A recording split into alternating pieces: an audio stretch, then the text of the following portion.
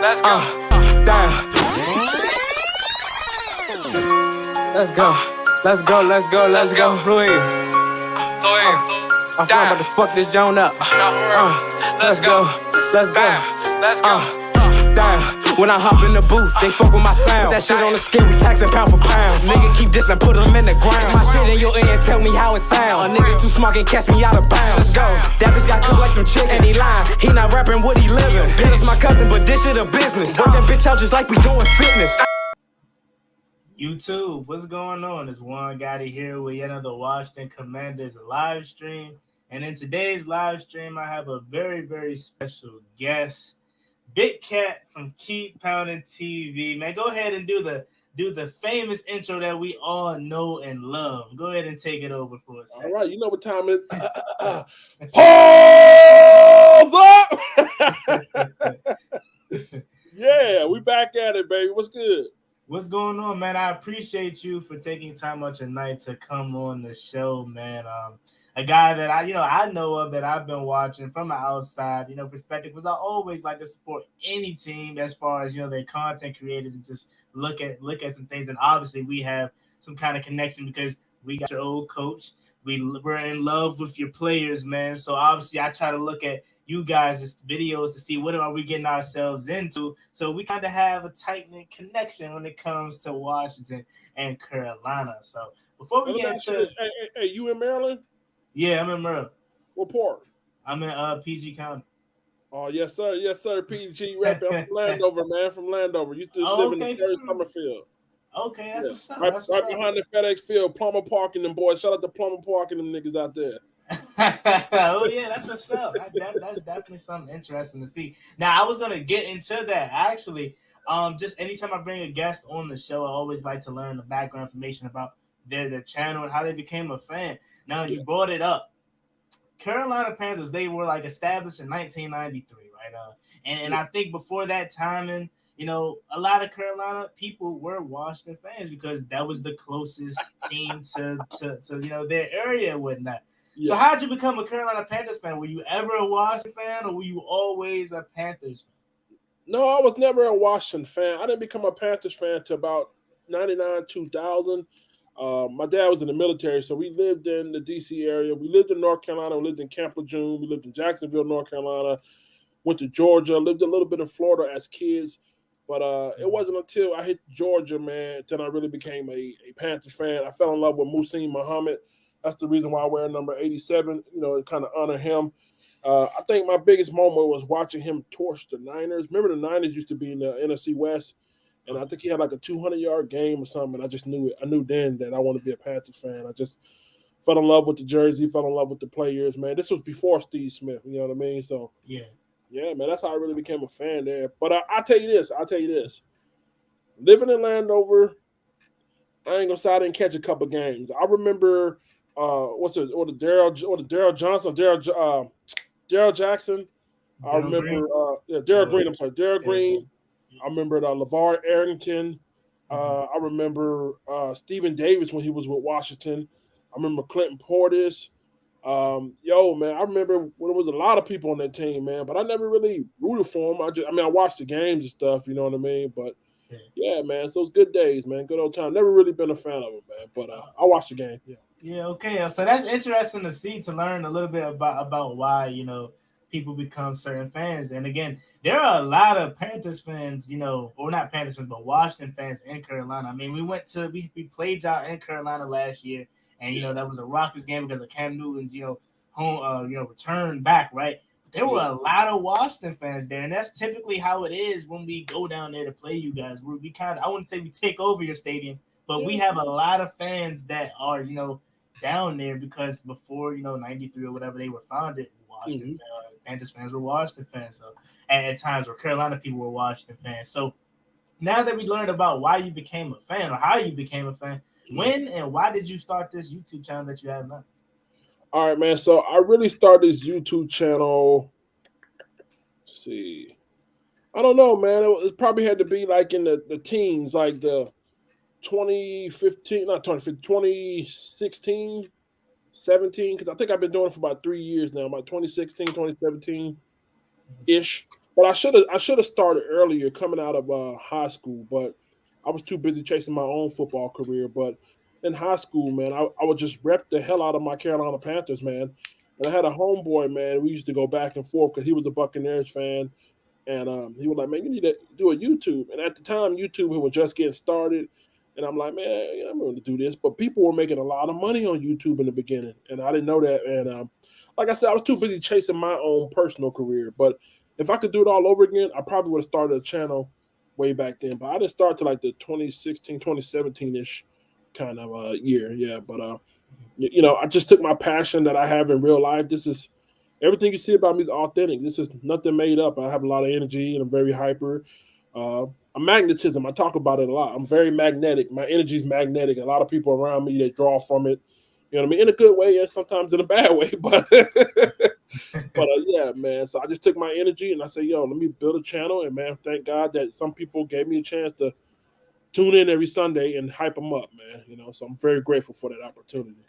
Yeah, for sure. And you started around a good time for your Carolina Panthers, because if you started in 2016, that's a year after, that 15-1 season. That was amazing to watch. I was rooting for you guys. I believe in the final week of that year versus the Saints to just get that perfect season. And it unfortunately didn't happen for you guys. But try to take me back to that season, man. And how great did that feel to not only see your team just have a marvelous, regular season, but made it to Super Bowl 50. I mean, it didn't end the way you guys wanted it to, but just take me back and that journey throughout that regular season leading up to training camp, I guess. Was it like, did it feel it was going to be that spectacular? Or? Well, in the beginning, in the training camp, a lot of news reporters, a lot of people were saying that we weren't going to do much of nothing that year. Obviously, we know Cam never had any elite receivers around him, so nobody really expected much out of him. I think people underestimate the greatness of Cam Newton at that MVP season. You know what I mean? I'm not going now. I don't want to shade him too much, but the defense did play their part. Our defense for years, our defense was solid. I mean, Carolina was a top 5 defense for years before that season. But Cam, no doubt he moved the ball, got it in. That season was magnetic, man. The energy was flowing, man. It seemed like we couldn't miss. Hey, you ever watch a basketball game? You watch your favorite player, and it's like, that nigga can't miss, man. Kobe Bryant, man. Bryant. So every weekend, it was like a party, bro. It was like a party. It was a party. And to the point to where I ended up going to the Atlanta Falcons game, that 15-1 game. I kind of felt like a bad omen. I kind of hold this. I don't know why I do. I feel like an omen when it comes to that season, because when I finally went to the game in Atlanta, we lost. You know what I mean? I don't know. Something still didn't sit right with me, but I we're going to make it to the playoff. We're going to have a deep run. But it was special, especially that playoff run to get the Seattle Seahawks, then the Arizona Cardinals, man. It just seemed like it was our year. It felt like, you're right. It felt like it was our year, man. But things didn't have, work out that way. But, yeah, that was a special year. But I don't like to kind of go back and hold on to that, because I still think there's so much ahead of us. But definitely as a Panthers fan, that was a year to remember.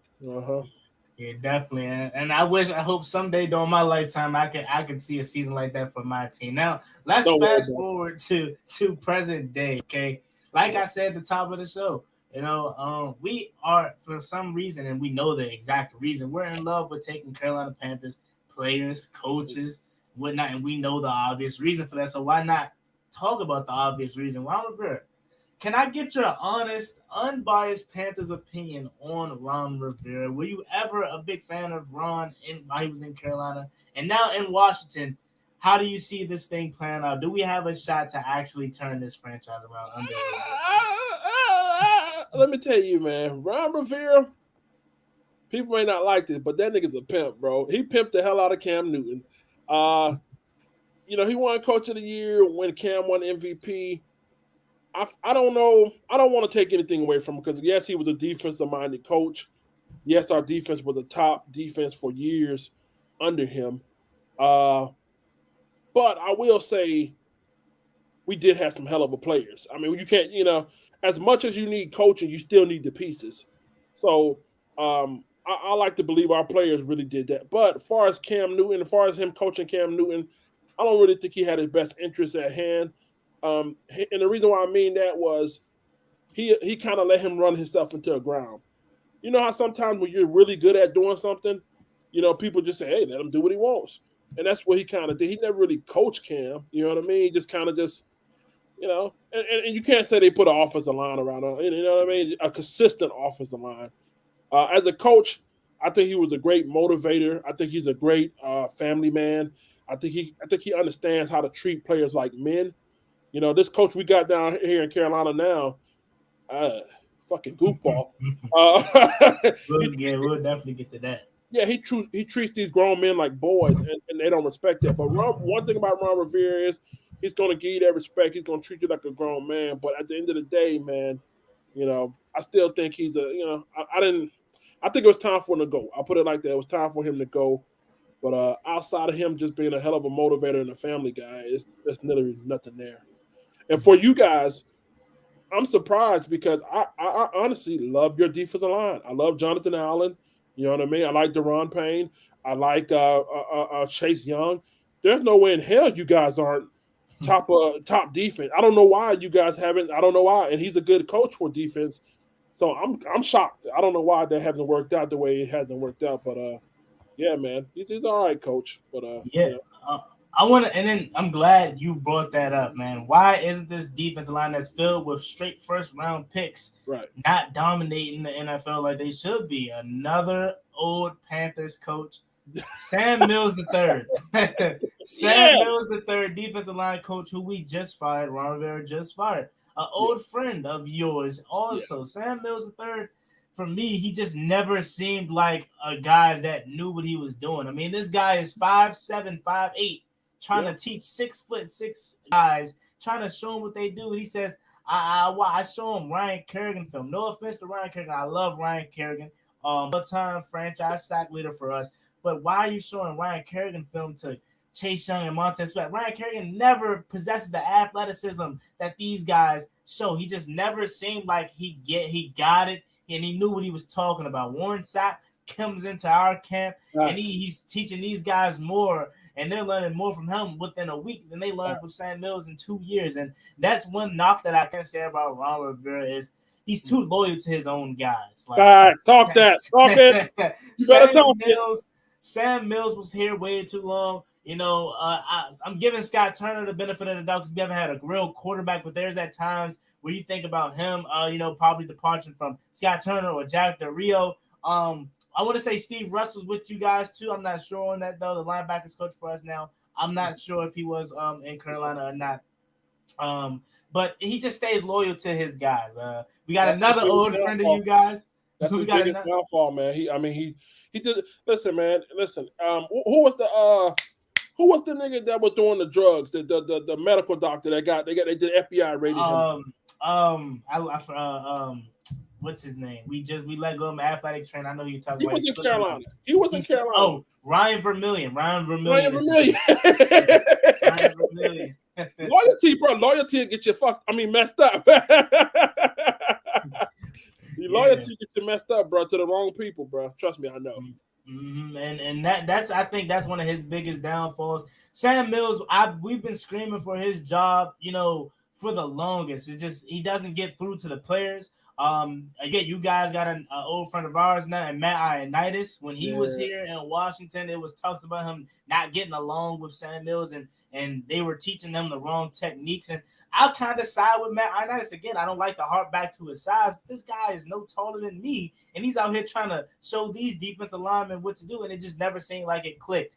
Sam Mills III, how was he in Carolina? But did you ever have a problem with him, or? No, man. See, the thing is this right here, man. It's all about buddy in the NFL, man, and that's cool. You can have buddy on coaching staff, long as they know what they're doing. Me personally, I want to, Okay, so the thing is that name Sam Mills means a lot. You know what I mean? That Sam Mills means a lot. So it's more like a legacy hire. You know what I mean? It's not necessarily that we believe that you're a good coach. It's more so like, your dad was a man of honor. Your dad was a man of integrity. And on the strength of that, we're going to just bring you in.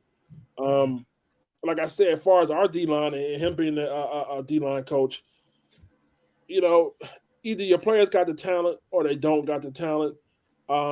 Sure, they need coaching. but it was more so, I think we were under him. I think we were second in sacks at one time, if I'm not mistaken. Ron Rivera's last year, we were second in sacks.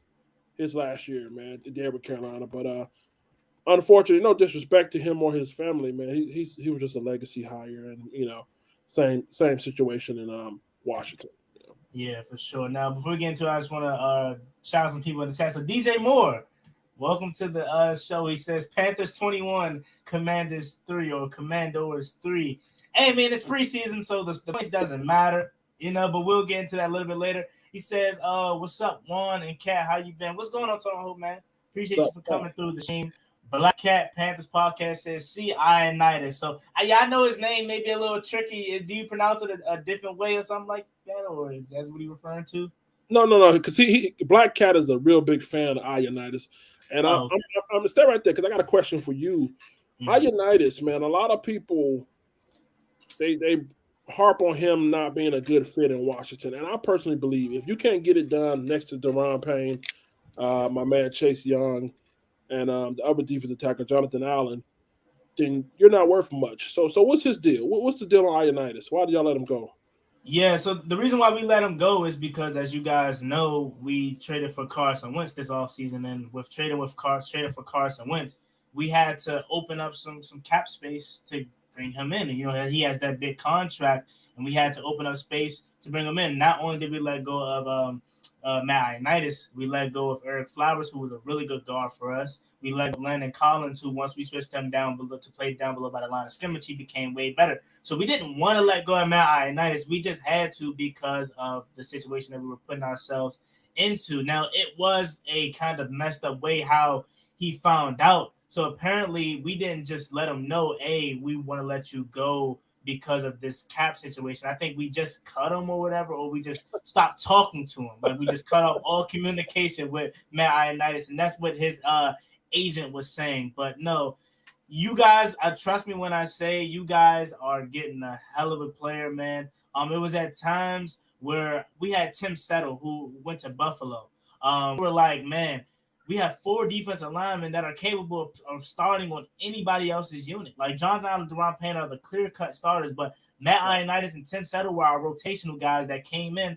They could start on any 31 other teams' NFL line, man, as the 2 starting defensive tackles. So you guys are getting a hell of a guy. He was at a point in time our best interior pass rusher.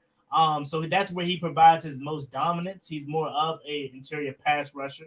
Now I don't know how is that going to pair with Derek Brown, but I think it's going to pair well if you asking me. You guys are getting a dog, man. He did deal with some injuries his last years here in Washington, but for sure, if it wasn't for Carson Wentz and we didn't have to make up, in some cap space, he would probably still be here in Washington. So we didn't want to let him go, but we had to. Okay, that's interesting.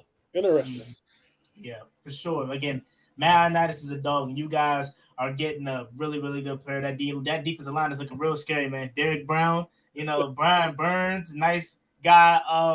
Matt Ioannidis, and I forget the other guy's name. His name's always tricky to say. I can't think of his name. Yeah, him right there. That's the guy right there. That D-line is looking real, real scary. Now, let's get into this preseason. I see somebody say CJ Henderson or CJ versus Jahan Dotson, our first round draft pick. So getting into it, man, let's start where it all the most important position in all the sports for me, the quarterback position. You guys have somewhat of a quarterback battle going on in Carolina. How much of a battle is it? Is it Baker Mayfield's job to lose, and how is that situation going to play out? Battle. There is no battle, brother. Let me stop you right there. You talking about, like I said it before, brother. This is as much of a battle as it is going to the strip club, seeing 2 flat booty girls shaking their ass. I mean, there's no winner there. At the end of the day, this is Baker's job to lose. We brought him in for a reason. We didn't bring him in to sit on no bench. You know what I mean? The term quarterback battle or quarterback competition is strictly used for the media to write about. All right? The Panthers know Sam Darnold's not it. If you believe Sam Darnold was it, you never trade for Baker Mayfield, all right? So Baker, all they're doing is buying time. What we're trying to do is make Sam Darnold look as good as possible in preseason. In training camp, in mini camp, we try to make him look good. joint practices, we're going to try to make them look good. Because, look, Zach Wilson just got hurt tonight. So you best believe there's going to be some other team that's going to have quarterbacks getting hurt that they're going to need a quarterback that looks good. So our job as a Carolina Panthers owner, GM, and head coach is to sell that guy as best as you can. Now, Baker Mayfield, I think he plays with a lot of heart. He plays with a lot of fire. And I think that just might be enough to get us to a wild card spot. All right? Now, I don't know how much further we can go with that, but the Panthers brought him in strictly on the fact that he's a leader and he can go out there and make plays. And he's listen, he went into one of our best cornerbacks, Dante Jackson, and was jawing at him immediately. Those guys are going back and forth. Now they're like best friends now. So, I mean, you just like the way he commands it here. But Baker Mayfield, I don't even think he's a long-term issue. We got a guy by the name of Matt Corral. Looks really good, man. He has a lightning release. He's a little unpolished, but, give him a couple of years or so. Baker's just here. He's a placeholder. But he can be a really good placeholder depending on how we use him. So Christian stay healthy. DJ Moore gets active. Guys like Terrace Marshall. You already see Rashad Higgins hooking up with him. I mean, he could be a really good placeholder. Really good placeholder. Might even get himself another contract. We'll see how the season goes. Yeah, let me ask you this before we get back into it. Is Zach Wilson injury severe, or is it just something that's minor? I think it's too early to tell. The last time I heard from ESPN was he had a knee injury. Oh, okay. That's last time I heard, man, it was knee injury. So they could be in the market to get Zach. Well, they don't want him back. Yeah, I get your point. They could definitely they could be interested in getting some other quarterback. Who is Joe Flacco, their backup quarterback, and Mike White. So yeah, they definitely could be in the market for it. And some more divisional news, I guess, for you guys, man. Falcons can't catch a break, man. Drake London, their first round draft pick, also out with a knee injury. Now I don't know how severe that is, but that's some news for you guys to harp on. Now I want to talk about Baker Mayfield. You saying he most likely or probably won't be the long-term answer for you guys. That's interesting to see. So is it like more of a 1-year thing where if he does good, we'll bring him back, or how is that going to be playing out? Well, here's the thing. It's a tricky situation. I think we're only paying $5 for the nigga. Yeah, seriously, I think we got his contract super cheap. But it's kind of like if Baker goes out here and he nails it, let's say he takes us to the playoff, right? I mean, it's hard not to even put an offer on the table. I cannot see the Carolina Panthers not putting an offer on the table. All right. Now, if he makes it to the divisional round, you know what I mean? If he makes it to like a conference finals or conference championships, they're going to re-sign him for a long-term deal. But I think he has to at least make to the playoffs for them to even consider that. You know what I mean? The sky's the limit. I mean, it is what it is. I mean, you don't get rid of a playoff winning quarterback when you got, no disrespect to Sam Darnold, PJ Walker, and Matt Corral. You don't not pay a guy with that kind of roster as your backup. You know what I mean? So, but it's all on him. Listen, it's kind of like you're betting on yourself, man. If he goes out here, he kills it. Boom, we look like geniuses. We got him for $5. Now we re-sign him for a nicer. I don't mind paying him $30 million a year if he takes us to the playoff. I don't mind re-signing him for $30 million because he's going to command that. Now he comes out here, we go 7-9, we go 6-11 or whatever. Boom, no harm, no foul. We pay $5 million, put Matt Corral up there. Let's see what we got. So it's one of them things where Baker's going to have to show that he still has it. And I think he will. Baker's motivated. You know what I mean? The way the Cleveland Browns did him, that was unprofessional. You know what I mean? Cleveland got into the Deshaun Watson sweepstakes. They start salivating over something that they're not going to be able to use for the next 17 games. And what did I tell you earlier, Juan? I said loyalty will get you what? Effed up, right? Yeah. Loyalty. This Baker Mayfield played for the Browns, torn up shoulder. Loyalty will get you hurt. Guess what they did? Oh, you didn't do nothing for us. Oh, you had the number 1 rushing game. Oh, you had the number 5 offensive lineman. Not to mention he was hurt. Not to mention he played the season hurt. He was hurt week 2, week 3 against the Texans. He played most of that season hurt. But the year before, 2020 season, he went on the road, a division rival, in the playoff and beat the Steelers, then went on the road to Arrowhead and took Patrick Mahomes to the limit. If he wins that game against Patrick Mahomes, he's still in Cleveland. He's still in Cleveland right now. So, don't get it twisted now. The guy may be hurt. He may be down on his luck, man. But you got a guy that's going to play with some fire and a guy that can win. I know that. Yeah, definitely, for sure. And when watching Baker Mayfield, it's like people tend to forget this guy was the number 1 overall pick for a reason. And this guy definitely is 2 years removed from taking the Browns to their first playoff appearance in God knows how long, right? That's right. This team, the Baker Mayfield, he had a really, really good year that 2020 campaign and just blew out the Steelers, and I believe Chad Henne came in and saved the Chiefs, but I was rooting for the Browns that year too. So you made some really good points. My man Tim Sports Talk, shout out to my guy Tim. He says Baker ain't it. The Browns team was loaded and they were sub 500 all year or 500 all year. He is not good enough. Corral is interesting though. See, I don't like that, man, because I mean, remember I told you, you got to understand interpretation, man. You got to put things in context. If you're going to make a statement like that, put the context that he was hurt week 2 or week 3 and played the whole year, and then the team was loaded, and he didn't put that in there. Don't leave out key context when you make statements, people. Let's not do that. Add context to your statement, please. That's my guy Tim right there. He definitely gonna shout out to Tim. He gonna come back with another comment for you. But no, I want to talk back to that season, man, because Sam Darnold, like I said, I didn't personally think it was a QB battle, but as you said, the media, they like to frame it as a quarterback battle, right? Sam Darnold, I feel like he had his chance last year to show if he could be the guy, if it was just New York, or does he just truly suck, right? You guys kind of fooled me. It was fools go in the beginning of last year. You guys started off really well. That I believe it was a Thursday night game versus the Texans. Hey man, the Panthers said 3-1, but then again, I was like, look at the quality of opponents they were playing, and then Christian McCaffrey goes down, which man, it just seems like every year he just goes down with some type of injury, right? You guys kind of fooled me last year, but you guys, honestly, man. It's like if you look at Washington and look at Carolina, and I don't know if this has to do with just Ron Rivera, but like if you look at us, we're like a mirror image. Our teams roster-wise are pretty solid, pretty good, but we just don't know. Let's nip that up. We're not the same. We're not even close to being the same. Why don't you think so? Why don't you think so? We're not the same. Listen, man. As far as defense, we got a better secondary. I think you guys may have a better defensive line, linebacking core. Who's your linebackers? I think y'all got a linebacker core. Shaq Thompson by himself, he kills our linebackers. So we're not the same. And quarterback-wise, as bad as Sam Darnold been, you know what I mean, we didn't have the best offensive line around him. So who knows? I mean, see, that's the context. Remember I tell you add context to things? I mean, I could sit here and bash Sam Darnold all day. But the other part of it, when you add context, is he never had an offensive line last year. The reason why he did good in those first 3 games, because the offensive line held up for the most part. We had 12 different offensive line combinations. And I'm not trying to cape for Sam Darnold, because Sam Darnold do a lot of dumb shit. I mean, listen, he has yet to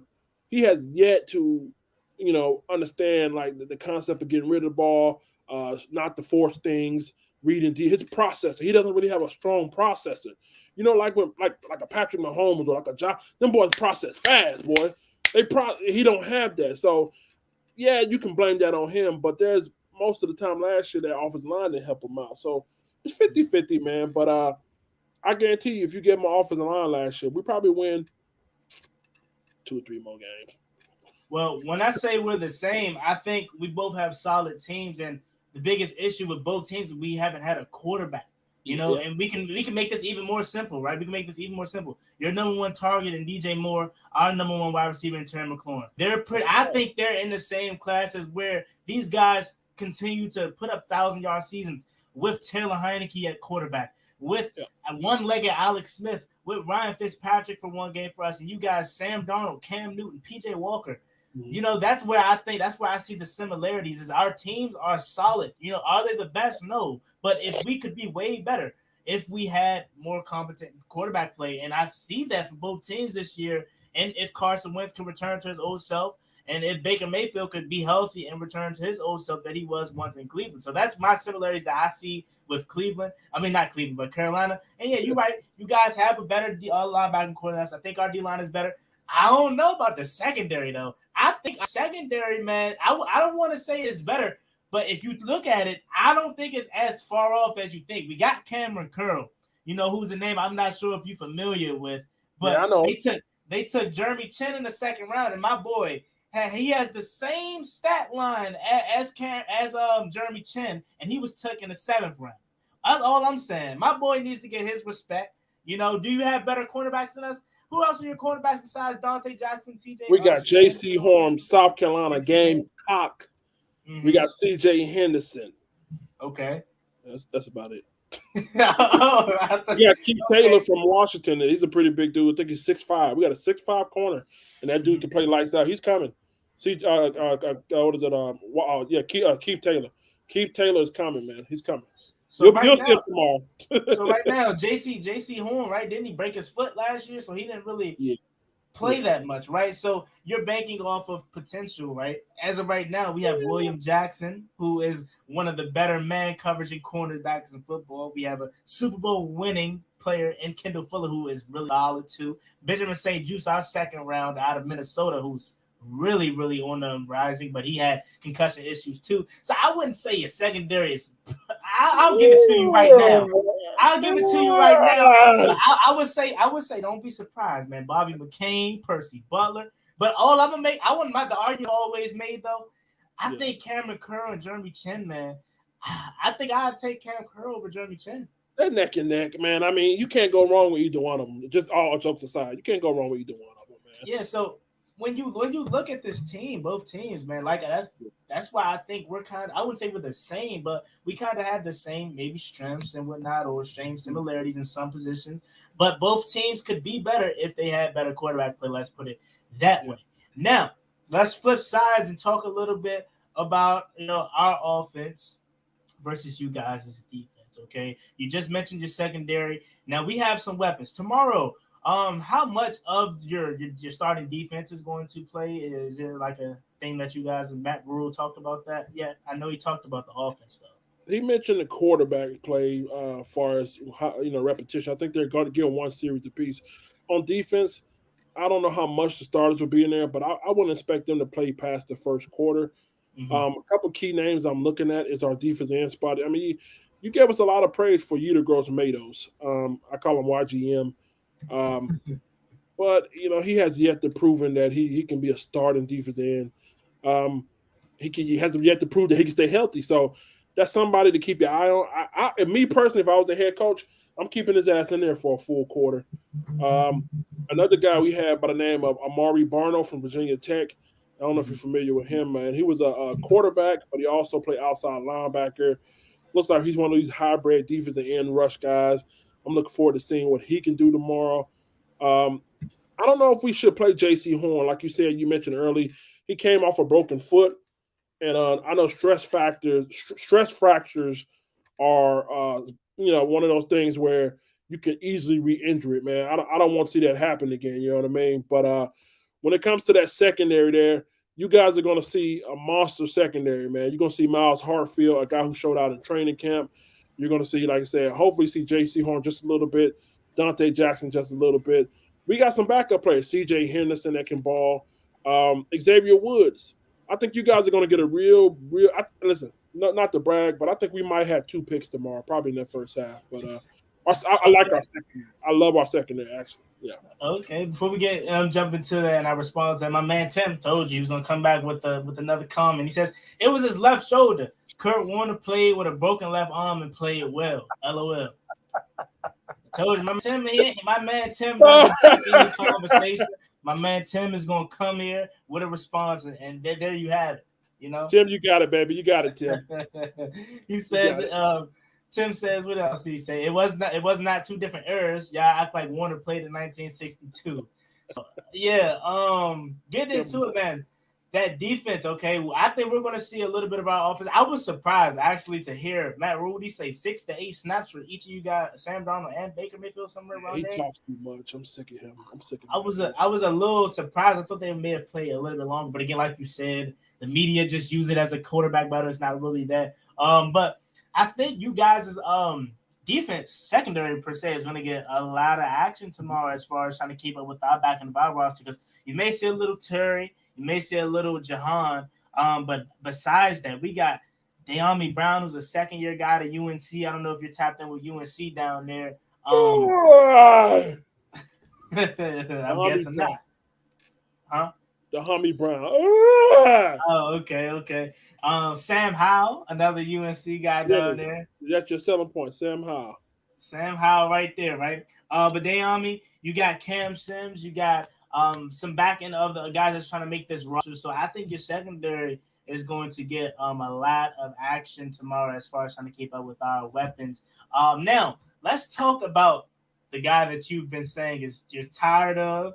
You don't want him around no more. Matt Rhule, man, I'm going to let you air him out. Because when Matt Rhule first came in, I thought he was going to be really solid. He talked about him coming to, Temple, I believe so, right? It was Temple, and how he was going to turn this franchise. You know how every coach did. Joe Judge told the Giants how they were going to turn around New York, and you've seen how that played out. So, I mean, I guess you can't take, coach's words for, take it for what's worth, I guess you would say. Matt Rhule, what's up with him nowadays? Why are you so sick of him? He's not a leader of men. I'm assuming.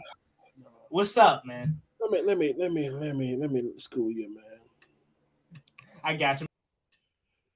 Where that nigga go to? You still there? Yeah, I'm right here. Oh, okay. Well, ran him out of show. I was gonna give you the full screen. I want you to air out Matt Rhule, man. Let me help you out, brother. Matt Rhule. I'm really tired of him, man, and it's not because he's a bad coach. I just think he's an incompetent one. But it's not his fault. Like I said, David Tepper, our owner, one of the richest owners in the world, as much money as David Tepper has, he has yet to fail to buy common sense. He's never been an NFL owner. He was a hedge fund broker, so he doesn't really know much about football. Matt Rhule came in here, and this is our owner. Listen to this. Remember I told you earlier in your show, I said, loyalty will get you messed up. Didn't I say that? This is another clear case of saying loyalty will get you messed up. Yeah. Our owner came out during the press conference and said, I hired him because he smells like me. He tastes like me. He smells, what do you say? He stink like shit. Or what do you say? He dressed like, I'm dressed like shit. He said all these reasons. So all the stuff that you shouldn't say, he said it. That's why I hired him. Now, like I said, if I had a $1 billion organization, and I told you, man, I'm hiring my homeboys because he smoked the kind of weed like me. He liked the same kind of alcohol like me. You're like, what are you doing? But listen, Matt Rhule came in here. David Tepper had no idea what was the expectations of how to build a coaching staff. I don't care what you did in Temple. I don't care what you did in Baylor. To be honest with you, his college career was mediocre. 47 and 43 is mediocre. You're barely above 500. Let's keep it a buck. All right? So the first thing you do when you come to an NFL organization, which you have no experience at this level from a head coach, you bring in all your homeboys, bring in all your friends, bring in all your Teletubbies, and guess what happened? You stink up the joint. And then on top of that, Matt Rhule has yet to get the concept that this is NFL, this is the National Football League. These are grown men. Every week is a reckless statement. It's a childlike statement. I mean, some of his tactics, it's like, what are you doing? He's trying to apply high school, college tactics to grown men. It don't work. It just doesn't work. Last year, I watched this guy game in and game out. He told the Giants in the press conference, I'm coming into this game trying to run the ball 20 to 30 times. Them niggas in New York were laughing. Them niggas would laugh at that nigga, and they stopped the run. Guess what? They stopped the run. So when you look at some of the things he's doing, I think he's just super incompetent. I think he's super over his head. I think, year 3, you know what I mean? He finally hired some veteran coaches. You got Steve Wilkes there. You got Ben McAdoo. You got James Campen. You finally bring in people that can help you, but it's too late. Your ass is in a sling right now. It's too late. I mean, you want to get the help before you get in a sling, but it's too late here. And he doesn't help it when you're coming out of training camp, and after a guy scores a touchdown, you're running the entire team because he reached the ball over the goal line. I get your philosophy. I get your tactics. Wrong line of football. This is not high school. This is not college. This is National Football League. One thing you can say about Ron Rivera, although I may not like Ron Rivera like that, he treats these guys like men. You know what I mean? And he's loyal to some of the guys, even though they don't turn out to, produce nothing. he's very loyal to them. But this guy right here, he's actually undermining him. A lot of these guys are undermined by his tactics here. Not only that, the fan base is tired of him, and the fan base is tired of these empty promises and these reckless statements and these BS tactics that he's been using in practice. Hence, I don't know if y'all have like a fan festival or something up there to celebrate. Yeah, I think we got a fan rally, I believe, coming up in Richmond. But we had open practice training camp at FedEx Field a couple of days ago. But yeah, I think we got one in Richmond coming up on the 26th. Okay, stay right there. I'm gonna wrap it up here. Hence, Fan Fest. Celebrate fans. How do you get booed at Fan Fest? You got fans booing you at Fan. So the organization, not the organization, the city of Charlotte, the surrounding areas of Carolinas, the fan base, just in a whole, is just tired of the BS. We deserve so much better. You're talking about an organization that has seen 2 Super Bowls in less than 25 years. Not too many people can say that. So we deserved a coach that can uphold our standards, and he's not it. Yeah. Matt Rhule, man, there you have it. So a guy says, I'm assuming he's a Panthers fan. He said he just does dumb stuff on another comment, but on this comment right here, he says, "Now keep Rhule for now. If Rhule right is wrongs and takes us to 2 winning seasons, y'all better keep the same pace." So you have a Matt Rhule stand right here. What do you have to say about that? Listen, man, Panthers fans, do you know what Stockholm Syndrome is, brother? Nah. Stockholm Syndrome is where you're in love with your abuser. You can't get away from him. Yeah. It's a term. It's a psychologist term. I think Sigmund and Roy. Siegfried and Roy, Siegfried and Roy says it's when you're used to being abused so much that you think it's normal. And that brother right there is abused. He think it's normal. Listen, all jokes aside, as Panthers fan, bro, listen, I'm tired of holding that hope. We do this every year. It's the same old dance. You know what I mean? Oh, give him a chance. Then midway through the season, everybody's like, man, we should have gotten rid of him, man. 3 years is enough. Listen, one of the first things you do when you take over an organization, what happens? You go in there and you draft you a quarterback, right? Yeah. Matt Rhule came in, got rid of Cam Newton. Cam Newton had 1 year left, which personally I think it was time for him to go. So I'm not mad at him for that. Cam was time to go. He's on some weird shit right now. Let him find himself. God bless the brother. He's a good man. But he just, you got to go. When you come into an organization, you go get your quarterback. You draft your quarterback. He brought in Teddy Bridgewater because Teddy Bridgewater, the year before, won 5 games as a backup because Drew Brees got hurt. He drank the Kool-Aid. He drank a 5-game Kool-Aid. So instead of him doing that, he should have went out there, drafted a quarterback, and rolled with it like that. Now, 3 years later, you finally take your quarterback in year 3. So push come to shove, let's say Baker doesn't work out. He's going to be fired before you can even see dividends. If you take a quarterback year 1, going to year 3, that quarterback that you drafted in year 1 is ready to blossom. You get what I'm saying? Yeah. This would be the year whoever we would have took year 1 would have blossomed right now. You get what I'm saying? Mm-hmm. But you'll never know what Matt Corral's going to be because you're not going to be around. He's doing things backwards. But that's David Tepper's fault because David Tepper never owned the organization. He never owned an NFL team. Any NFL owner is going to say, hey, man, you know what? I like you. You remind me of myself, blah, blah, blah, blah, blah. But here's what you need to do. You need to surround yourself around veteran staff. Step 1, surround yourself around veteran staff. Step 2, draft your quarterback, blah, blah, blah, blah, blah. Go from there. David Tepper say, hey, man, I trust you because you look like me. You smell like me. I trust you. Here go the keys. What David Tepper did was he gave the keys for a Ferrari to a minor. I don't care how good of a driver you are. If you're a minor, I would never give you no keys to Ferrari. And then here we are. Shit. Let me help you out, man. Any owner not named David Tepper or Dan Snyder, let me put you that way, because Dan Snyder wouldn't do anything like that. He would, very much, God rest his soul, take Dwayne Haskins instead of letting Jay Gruden and our staff do what they should have done and drafted Darnell Savage. But I had another question for the Big Cat. Tyus B11, shout out to my man Ty. He says, Big Cat, how do you feel about my cousin, linebacker Brandon Smith? Shout out to your cousin, linebacker Brandon Smith. If I'm not mistaken, he was a pretty good pass coverage linebacker out of Penn State, if I'm not mistaken. But the thing is, He's still developing, man. I don't think he's quite ready to stop the run. At times, he could be over aggressive when it comes to wrapping up. I think the future is bright for him. He's not an instant plug and play guy. I do expect to see him tomorrow to make some plays. It's good to see we got a linebacker that can cover. You know what I mean? Because most of our linebackers, Shaq is known as a run stopper. Corey Littleton, I don't know what he's known for. Frankie Louvu's a run stuffer. Then we got Damian Wilson I don't know what he's known for. But Brandon Smith is going to be good in the future, man. I mean, like I said, good cover linebacker. Needs some polishing on his game here.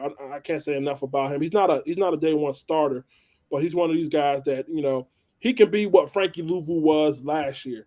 Frankie Louvu for us last year balled out in a limited amount of time. And a limited amount of gameplay he balled out. So you could see him in that role, and if that happens, he going to earn himself a starting role in the future, man. But his future's bright, bro. Future's bright. Shout out to you. There you have it, Tyus. Yep, sir. There you have it. Now, Big Cat, I need you to answer this for me, man. Curtis Samuel. Samuel. Oh, boy. A guy that we paid the money to come in and, you know, be some help to this offense, help out Terry McLaurin in a sense, right?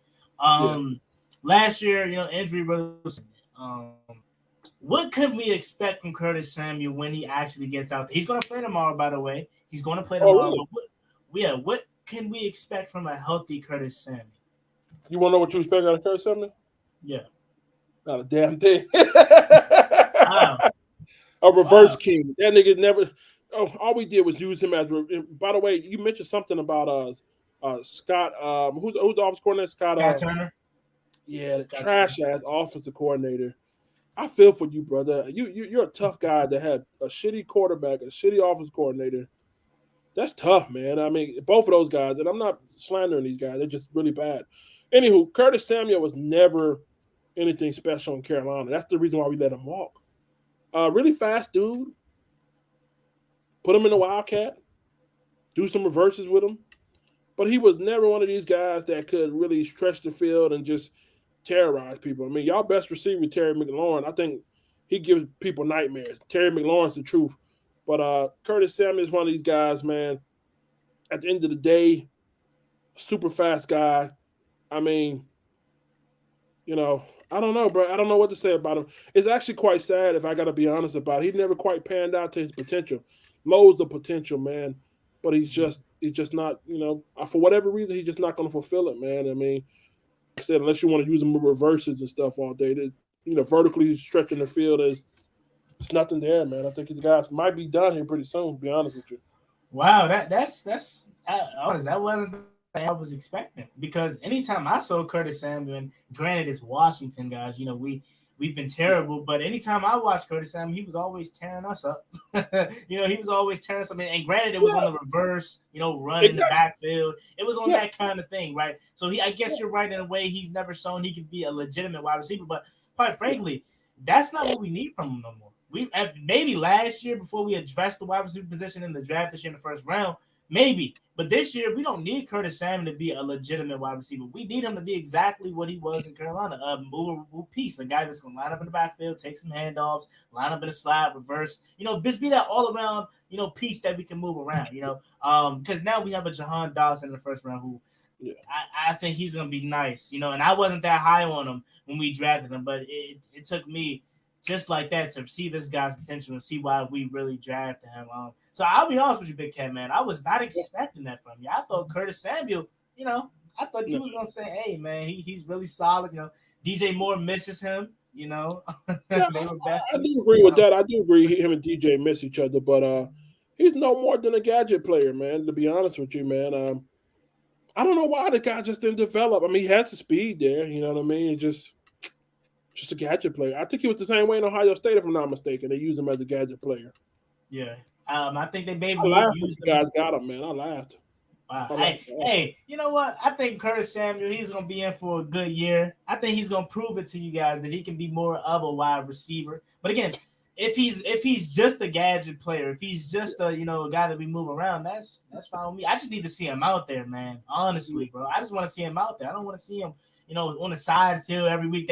He developed a nickname here already, side field Sammy or something like that. Side field Curtis. You know, he was on the side field a lot last year, but I think my guy's gonna be fine. He's gonna be reuniting with his best friend intern McLaurin, man, and I think he's gonna have a lot to prove, man. Because last year, in his short period of time playing, he actually showed that he could be a receiver, and he was catching passes, being stretching the field. He converted on a huge first down in Atlanta, and a huge first down versus Seattle late last year. So I think he has some potential.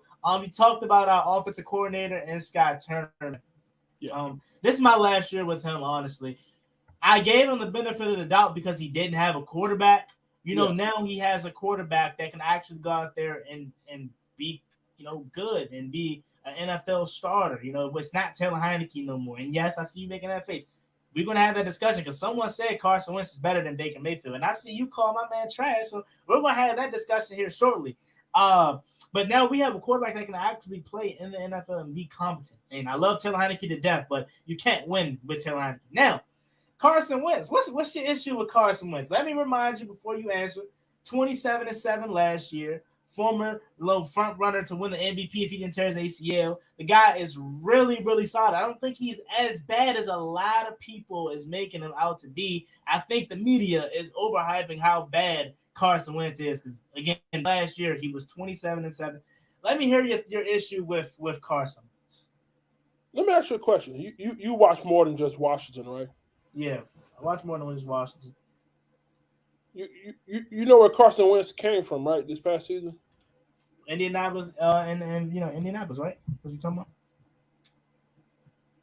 about? One of the best running games in football, John. What happened that last game? What did Indianapolis had to do to win? What did Indianapolis had to do to get in the playoff? They had to beat Jacksonville. They had to beat Jacksonville to get into the playoffs, right? And let me stop you right there. historically, they cannot win in Jacksonville for whatever reason. I believe they're on a 6-game losing streak in Jacksonville. They just can't win in Jacksonville for whatever reason. So that's before Carson Wentz. 2, if you watch that game, yes, Carson Wentz played terrible down the stretch of the season for Indianapolis and in that game in Jacksonville. But it wasn't just him. The defense couldn't get stops. You go back to the game versus the Las Vegas Raiders last year down the stretch of the season to possibly get a playoff berth. It wasn't just Carson Wentz. Yes, he played a factor in that loss versus Jacksonville, but if you watch that game, they just didn't show up as a whole entire unit. So I see what you're saying, and that's where a lot of people like to harp back on to, but it was an Indianapolis Colts loss. It wasn't just a Carson Wentz loss. No, look, Carson Wentz has always been mediocre. The day he lost, listen, the day he lost that Super Bowl to Nick Foles, that's when he had his nuts clipped. His nuts were clipped after Nick Foles took the team that he took to the playoffs because pretty much Carson Wentz led that team to the playoff. But then Nick Foles went in and got his ring. Nick Foles got his ring. Yeah, man. Listen, man. Carson Wentz was a one-hit wonder. Since that knee was blown out, never was able to been able to recover here. Mediocre passer at best. Decision making is in the toilet. I heard about the defensive end that was chasing him down. Who was it? Was it Montez Sweat? Defensive end was chasing him down, telling him to get rid of it, and the guy ran out of bounds. So, he threw it away. What you want to do? You're not gonna sit there and take the hit. Now, let me say this: is Carson Wentz a little mentally weak? For sure. For sure. Okay, I'll give you that. But let me ask you this, right? If you were Carson Wentz that 2017 year, you take that team to the first seed in the NFC. Correct me if I'm wrong. 14-2 that year Philadelphia was.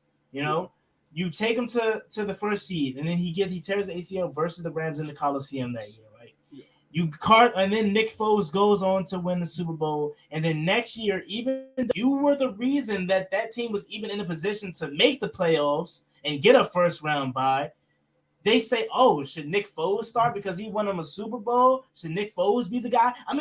Bro, they built a statue of Nick Foles in front of the link.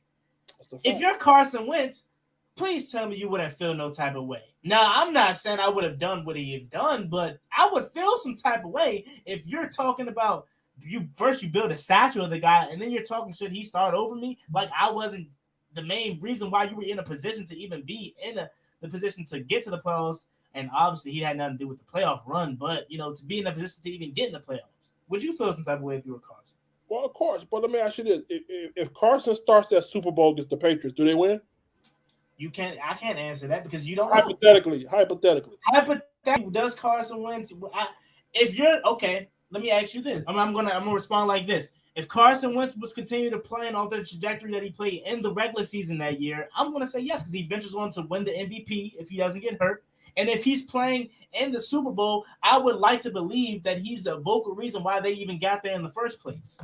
No, so I'm gonna say yeah. The answer is no. You're wrong. Why am I? I mean, it's something that we don't know that Yes, can happen. So it's opinionated based in the first place. But if you're telling me he's 14-2 and he's continuing to play off of the MVP year that he had, and they're in the Super Bowl, I would venture to say in the Super Bowl. Right. You just said, listen, I don't have to say anything else. You just said, yeah, and then let me rewind the tape. Yeah, I know Carson Wentz can be a little bit emotionally weak. Man, it's true. Weak, I mean. He can be a little mentally. I don't have to say goddamn thing. Why don't you?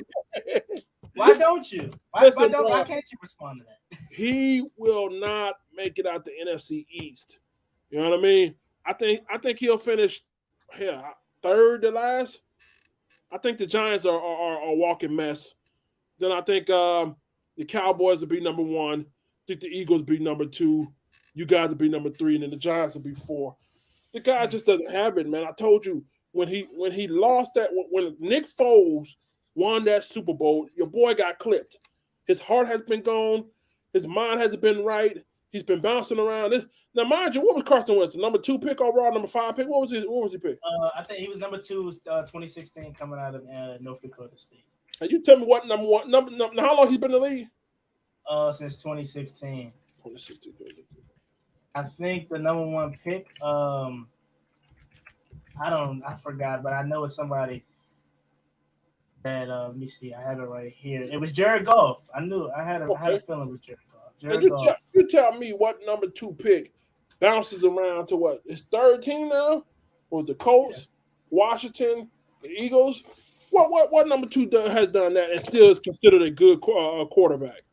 Well, let me ask you this, okay? Philly is spoiled out, okay? Indianapolis last year, they didn't win him because it was more than just the on-the-field play. Jim Irsay, the owner, didn't win him because he didn't get vaccinated, so he didn't even like him because of that.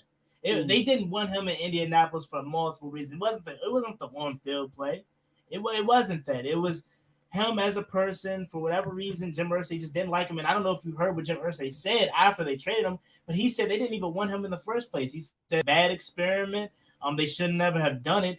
And again, it wasn't the on-field play. This guy, look at his stats last year. Now you got me hyped because this is my guy. Now I got to defend him. I wouldn't say this 3 years ago because he was an Eagles player, but now the guy, he went, let's say, what did he have last year? 27-7, like we already talked about. I'm trying to see the yards that he threw last year. He threw for 3,500 yards last year, right? 27-7. If we have any of that in Washington, 27-7, we go to the playoffs. The playoffs. I mean, we went 7. You just said you went 27-7. If you had that in Washington, you go to the playoff, right? Yeah. Now the Colts, if I'm not mistaken, they had one of the best defenses last year as well. They have Solomon Thomas. They had my man, what is his name? The dude from South Carolina State. They also had the cornerback that retired. They had an actually pretty solid defense. Yeah. And I think you guys, you know what I mean? I think you guys got a decent defense as well. Now, you just said if you get 27-27, y'all going to the playoffs this year, but he couldn't take that defense and the number 1 rusher since Derrick Henry was hurt to the playoff. Listen, bro. Listen, just hear me out, bro. I know heartbreak, okay? I'm a Panthers fan. I know it. Don't hype yourself up this season, bro. Look, you know what I mean? It's okay to love and root and hope your team do the best, but be realistic, bro. Y'all might hit a 6-piece, might even hit a 7-piece at best. If Carson Wentz somehow, man, listen, bro, he manages to give you 27-20, you're going to get 7 wins. But don't hurt yourself, bro, man. It's okay to be optimistic. Let me butt in on that. I'm gonna write down this mark too. I'm gonna post this on Instagram. I'm about to go in. Okay. So let me enlighten you on a little bit. Some come in close. Let me come in close a little bit. Okay? Yeah. So let me just correct you on before I'm about to speak. Let me correct you on what you said. You said we're going to win 6 or 7 games if we have 27-7 from Carson Wentz, right? Yeah. Taylor Heineke, a guy that you know very well. He took us to a 7-10 record last year. Yeah. Okay, and he faced one of the hardest schedules in football. Let me give you some of the names on the schedule we placed at last year. Okay. Dak Prescott twice, Justin Herbert week 1, Josh Allen week 3, Matt Ryan, Aaron Rodgers, Tom Brady, just to name a few of the slaughter, Patrick Mahomes, okay? And not to mention, if we make a little bit, and I don't like to, be this kind of guy, but if we just clean up a little few mistakes, especially in the game versus Green Bay, Taylor Heineke doesn't fall in at the 1 and just goes in, we could possibly beat Green Bay. We could possibly beat Denver. 10-17 is a game we lost. The offense just couldn't show up and we couldn't hit field goals, right? We got COVID down the stretch of the season, so everybody was out. Okay? A few mistakes here and there, right? If you're telling me Taylor Heineke, a guy that was an XFL backup at one point, can come in and lead you to 7-10 and facing one of the hardest schedules in football last year, there's no way you think a former MVP frontrunner, a guy that just threw 27-7, that was your fact. That was your, if you win 27-7 or get 27-7, you're only going to win 7 games. There's no way you truly think if Taylor Heineke leads us to 7-10 with that schedule, that we're only going to win 6 or 7 with Carson Wentz with how easy this schedule's put together. Let me look at your schedule this year. Hold on. We have Jacksonville and Detroit to open up. Hold on, stay right there. They'll mess that up. See, I admire your optimism, bro. But I'm trying to tell you, bro. Optimism get you in a bad position. Stay right there. I'm just letting you know the facts. There's no way. I see if you would have said 9, 10, 8 even, but to win games with Carson Wentz and we won 7 with Taylor Heineke and a few mistakes. How many yards he throw? How many yards he throw? Who, Carson or Taylor Heineke? Taylor Heineke last year. Let me look it up for you. I believe he was 26 and 25 as his touchdown to interception ratio, and I believe he threw for 3,800 yards, 3,886 passing yards last year. And how many touchdowns? Let me see. It was 20 and 15. 3,419 yards and 20 touchdowns and 15 interceptions at 85.9 QBR. All right, so put it like this.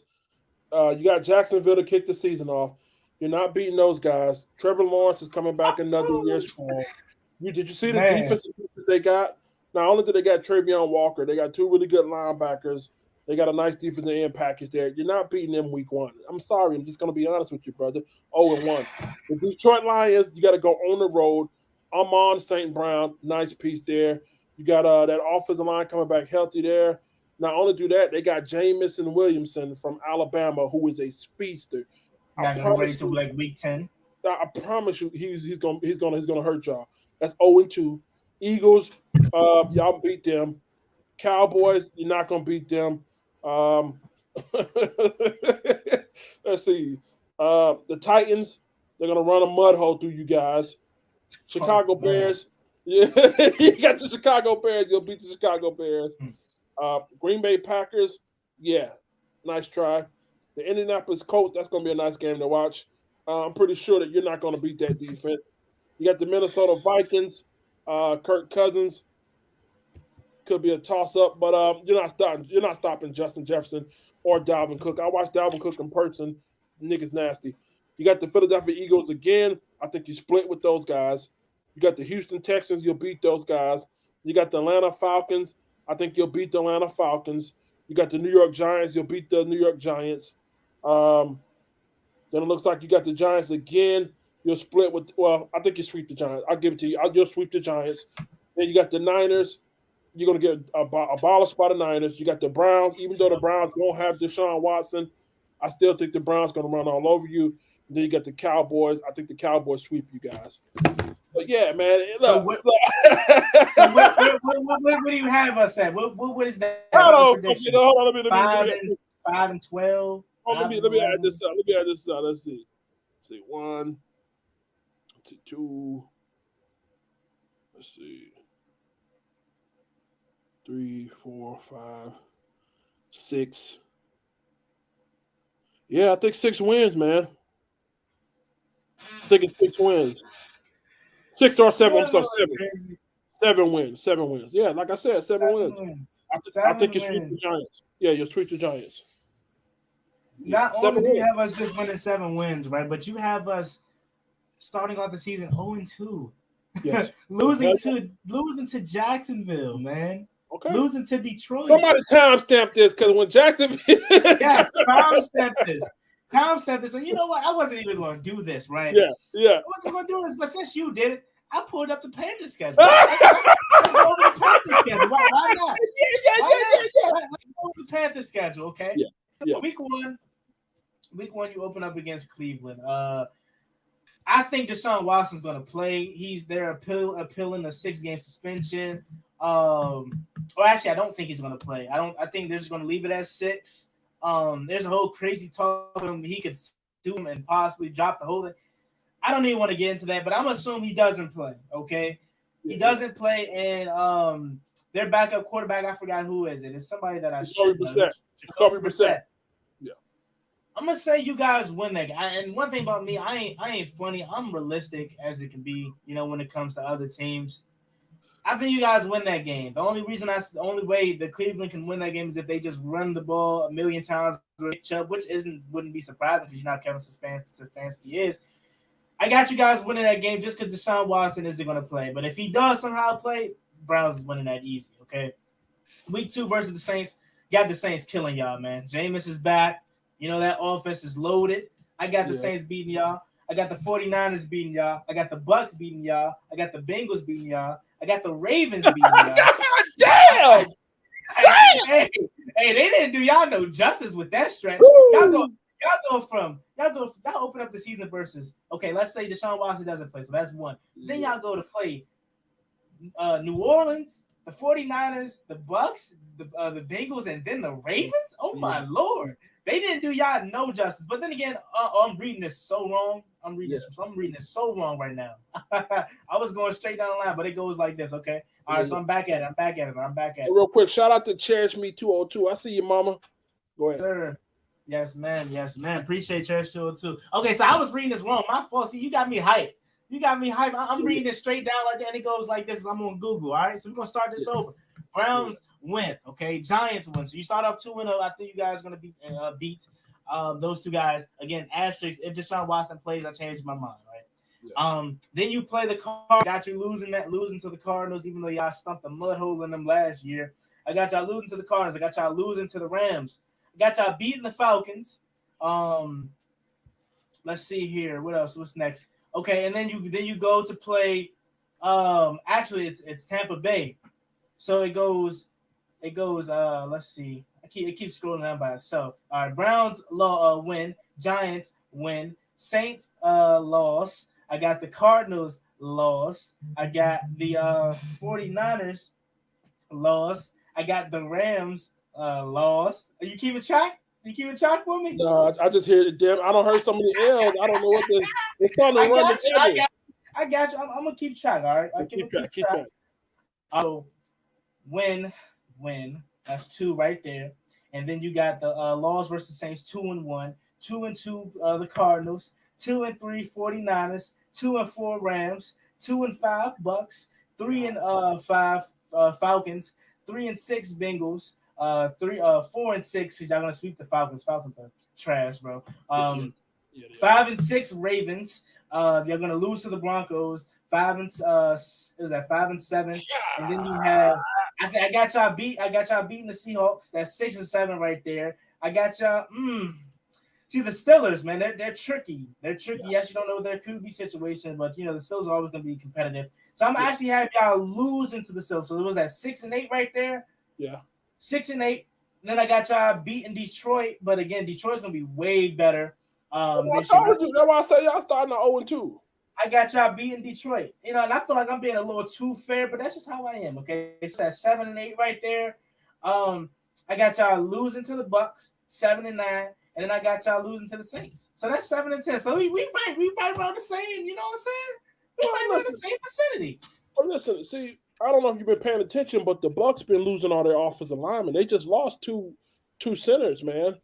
And you know what I mean? I think don't write the Bucks in just yet. I mean, I think the Bucs going to make some noise with Julio, but don't write them in just yet. They should. A lot of injuries. You want to know why I'm going to write them in? One, because it's the Panthers. It's the Panthers, right? It's the Panthers. Yeah. Y'all suck. Two, it's Tom Brady. I don't care if Tom Brady has me and you out there receiver. He's going to get it done. It's Tom Brady. Okay, so I'm going to always put my money on 12, okay? So 7 to 10. 7 to 10. You said 7 to 10? Yeah, I got you right with you. You got us 7 to 10, and I ain't do that to be funny. Is this with Christian fully healthy? Is this what you're telling me?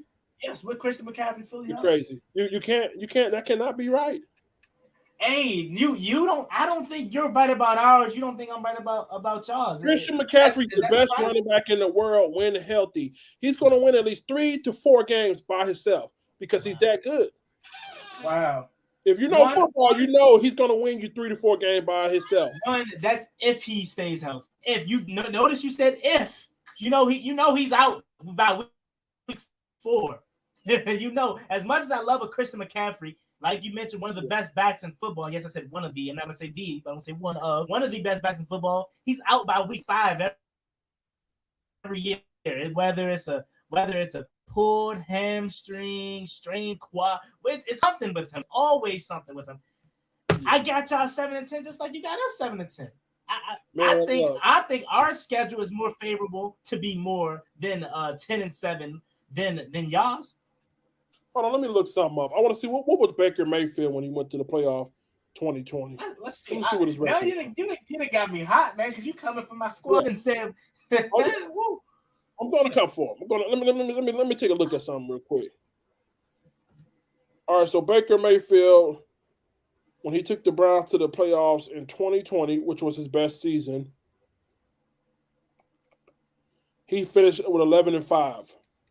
Mm-hmm. Now this is Baker Mayfield, a healthy Baker Mayfield, went 11-5 and was arguably at the time one of the toughest divisions in the NFL, which was the AFC North.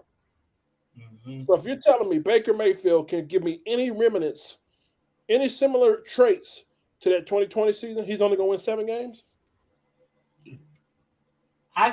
Listen to what you just said. I can say the same thing about what you said about Carson Wentz last year. If Carson Wentz was Carson Wentz hurt last year?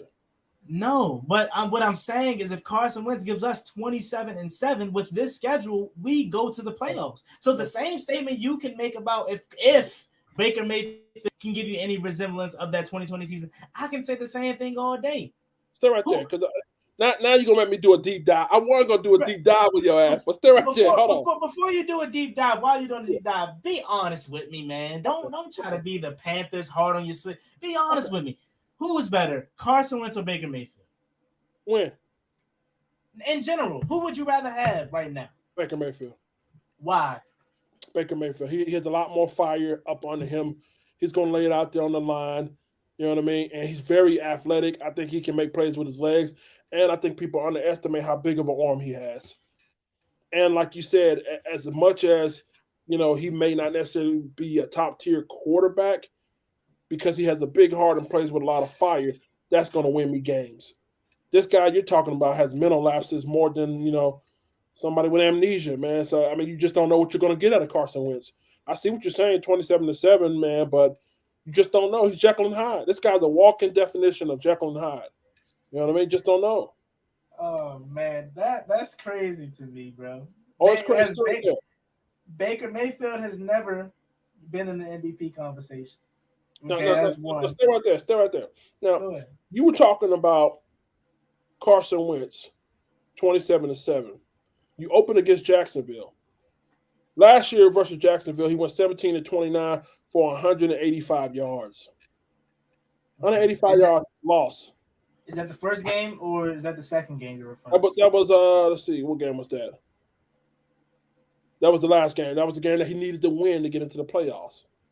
Okay. Yeah. Okay. Yeah. So check this out.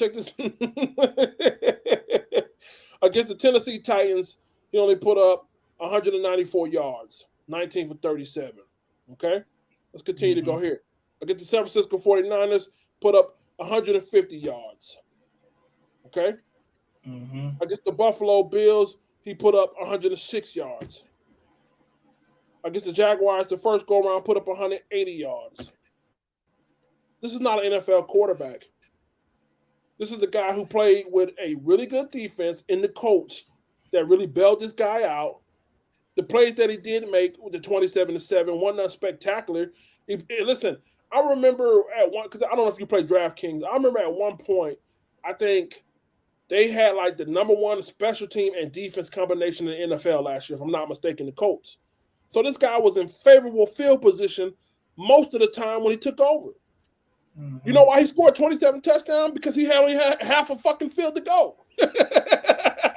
Okay. So let me jump in right quick. Okay, so listen, bro, you don't throw for 150 yards and win games. Listen, 31-0, 158 yards. Look at this, bro. One game, 180 yards, one game. He won the game. 150 yards against the Niners, won the game. How do you throw for 150 yards? How do you throw for 180 yards? How do you throw for 108 yards unless the defense is out there putting you in a good position? Don't come in here making this guy is that good at just laying down game-winning drive. He's not that guy. He's not. Or you're making the same argument that we both can make for a positive and a negative. You're saying he only threw for 180 yards. And why did he do that? Not just because of defense, but you literally just said it. He had the best running back in football. So it's the same way you could say that that's the reason why he's not good, because he had Jonathan Taylor to carry him last year. That can be a positive. He didn't have to do much. That's the reason why he's not throwing for 200 like he had to do in Philly. And then look at the weapons that he had in Indianapolis. Your best wide receiver being Michael Pittman? Are you kidding me? And he's coming to a team that's loaded with Terry McLaurin, first-round draft pick, and Jahan Dotson, who's the most pro-ready wide receiver coming out of this draft class, not to mention the best hands out of this draft class. Then you get a healthy Curtis Samuel, De'Ami Brown, the run game, Antonio Gibson, J.D. McKissick, Brian Robinson. Come on, bro. There's no way. You're making my point, brother, because think about it. You just said he didn't have to do much. But when the shit... I just said that. Yeah. That was the positive and the negative in it. Yeah, and that's right. And that's right. And you're right. You're absolutely right. Because when stuff got thick, when they shut down Jonathan Taylor, now it's go time. Now it's time for me to leave. It's time for you to be a field general. He's not a field general. He's going to always need assistance. That's not true. He's always going to need assistance. Yes, he will. He's going to need a defense. He's going to need a defense, and he's going to need a strong run game. If you think in your brain this guy can be a field general and don't need to have strong run game and a strong defense, you're crazy, bro. You're crazy. This guy's a handicap. I mean, nah, bro. That's not right. You know, and the reason why I'm saying that is because if you want to use games as an example, the Raiders game where you said he had to be a field general, he did, and his defense let him up. Okay, this defense that you speak so highly of down the stretch of the season, that Jacksonville game, that Raiders game, they didn't help him. They couldn't get a stop late down the season in some of these games. Carson Wentz, the reason why this guy, and you saying he's not a field general, did you not see what he did in Philadelphia, bro? The 2019 season, he had one of the worst wide receiving cores in football, and he threw for 4,000 yards and led that team to the playoffs, and they probably would have beat the Seahawks 17-9 if he didn't get hurt from Jadeveon Clowney concussion. I mean, this guy was throwing to Travis Fulgham, man. Travis Fulgham. 2 years ago, brother. I'm not talking about 2 years ago. I'm talking about I understand. And my point last year, I just said it. I just said my points last year, but my thing is, you said he's not a field general. That doesn't just go away randomly if he was that, and he was a sniper in Philadelphia. And that just randomly goes away. Look at the quality that, man, hey, all I'm gonna say, he's not it, bro. All I'm gonna say, I'm not saying he's not it. Why would I say that? I'm not gonna say that because I know what he's capable of. Is Taylor Heineke still on your roster? Yeah, I would start him. No, I think Taylor Heineke play big. Taylor Heineke play big. Big. Are you trolling me right now? Bad time. Like, I ain't even gonna play. Are you trolling me right now? No, I'm not. I'm serious. I'm dead serious. Yeah. Y'all guys need to give Taylor Heineke a second chance. Man, hey. Get a second chance, bro. You need to give him a second chance, bro. Taylor Heineke, did you see that game against the Giants where the nigga went off? Oh my God! You know what I I'm can't saying? say. I can't believe one. You say you'll take Baker Mayfield over him. You're I trying take to tell Baker me Mayfield. Carson Wentz is. Hey, Yeah. bro, there's no way. There's no way. And look at the comment section, man. They know I'm right. They know I'm right. They know I'm right. Hey, you know, I gotta get you on my channel so we can watch it. We gotta get it. I love it. I love it. I like it. And don't forget, I mean, you got some of your Panthers, fans in here that's supporting your BS, man, telling me Baker Mayfield better than Carson. Come on, I was coming on here to have a nice little stream. Now you got me sweating. You got me pumped up. You got me. Now I can make some YouTube clips. I can save it. So when we come back in November, October, you guys sitting at 3 and about 5. We at the top of the NFC East, 5-2. All that. I could come back, talk my trash. I love it. I'm all for it, man. I love it. Carson's not it, brother. Carson's not it. And you know who I feel bad for the most? I feel bad for Terry McLaurin because Terry McLaurin is a budding star.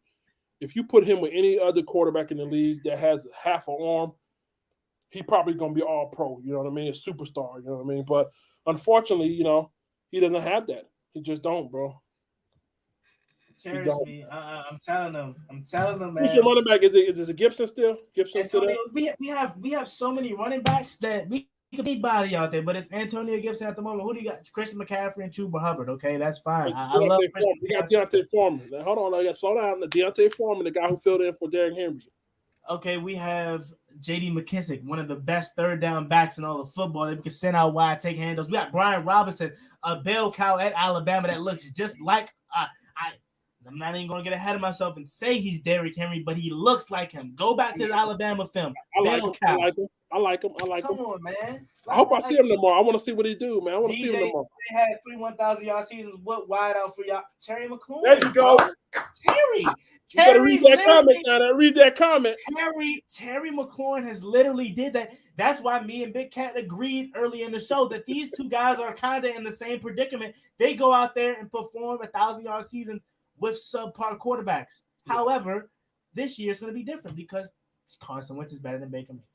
No, man, I can't let you go with that. Carson's not, bro. We just agree to disagree, bro. But I'm sorry, he's not it, bro. I want to go back. Save these clips. I'm gonna come back now. No. I want you to. If there's a way, if anybody knows how to just cut this one segment, not the whole stream, but where we started arguing back and forth about Carson Wentz and Baker Mayfield to the end. Somebody please send that to me because I want to hear what people got to say. There's no way. Oh my God, Carson Wentz has been getting so disrespected this offseason. They said he's the 26th ranked quarterback in the amongst of the starting QBs this year. There's no way you truly think that. They have guys like Daniel Jones ahead of him, Justin Fields, Trevor Lawrence. Come on, man. There's no way. Trevor Lawrence, maybe not the nigga from New York. Hell no. And maybe not Sam Darnold. I want to take Sam. If I was a Panthers fan, I would just become jump on the bandwagon before we get things rolling this year. Jump on the bandwagon before we get things rolling. You know what I'm saying? As of late, I got Ron Rivera. As of late, we kind of owned the Panthers as of late. I ain't want to bring that into the discussion, but as of late, that's something that's out of your league because it goes more than football because the owner lost his head coach to Washington. Remember the game? I think Ron Rivera's last game. Yeah, the Darius Geis game. Ron Rivera was flirting with y'all owner, Daniel Snyder. He was all up in his ear, eating dinner and shit with him.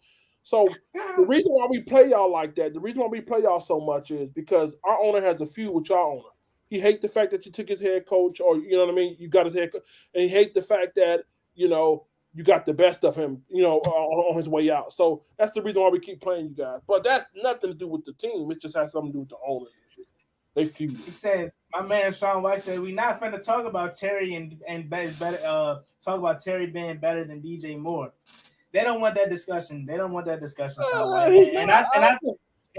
And I ain't even gonna argue with him on that because I think they're two neck and neck when it comes to that discussion because they both been in the same predicament and they both been provided. But shout out to my man Jason Files for the super chat. He says, "What's up, Juan? Remember Rich Gannon? Everyone thought he was done, but he got with the right coach and right system, and look what happened." Jason Files, I appreciate the donation, but Carson Wentz wasn't even Rich Gannon bad prior to that situation. Now again, I can let Big Cat speak more on Rich Gannon because that may be a little bit out of my league. Too young to speak on that, but I don't even think Carson Wentz was that bad. But let me look up Rich Gannon, before. While I let my man Big Cat take over that comment. What you got to say? Rich Gannon was a guy who was an older quarterback, by the way. He was way less athletic than Carson Wentz. The bottom line is Carson Wentz has mental lapses, and it shows in the worst way. I told you this, and I'm not being mean when I say this. He has to be carried. Okay? He's not a quarterback that's going to lead you to victory solely on his decision-making and on his ability to be a field general. I said that. I'm going to keep saying it to you, brother. Okay? There's only a handful of quarterbacks. Josh Allen, field general. Patrick Mahomes, field general. Who else?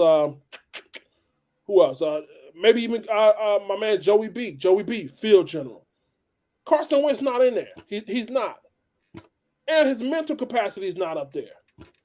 You have to put him around a defense. Listen, bro. Listen, I'm trying to tell you, bro. You're not listening to me because you're a fan. I respect that. You're a fan of your quarterback. I respect that.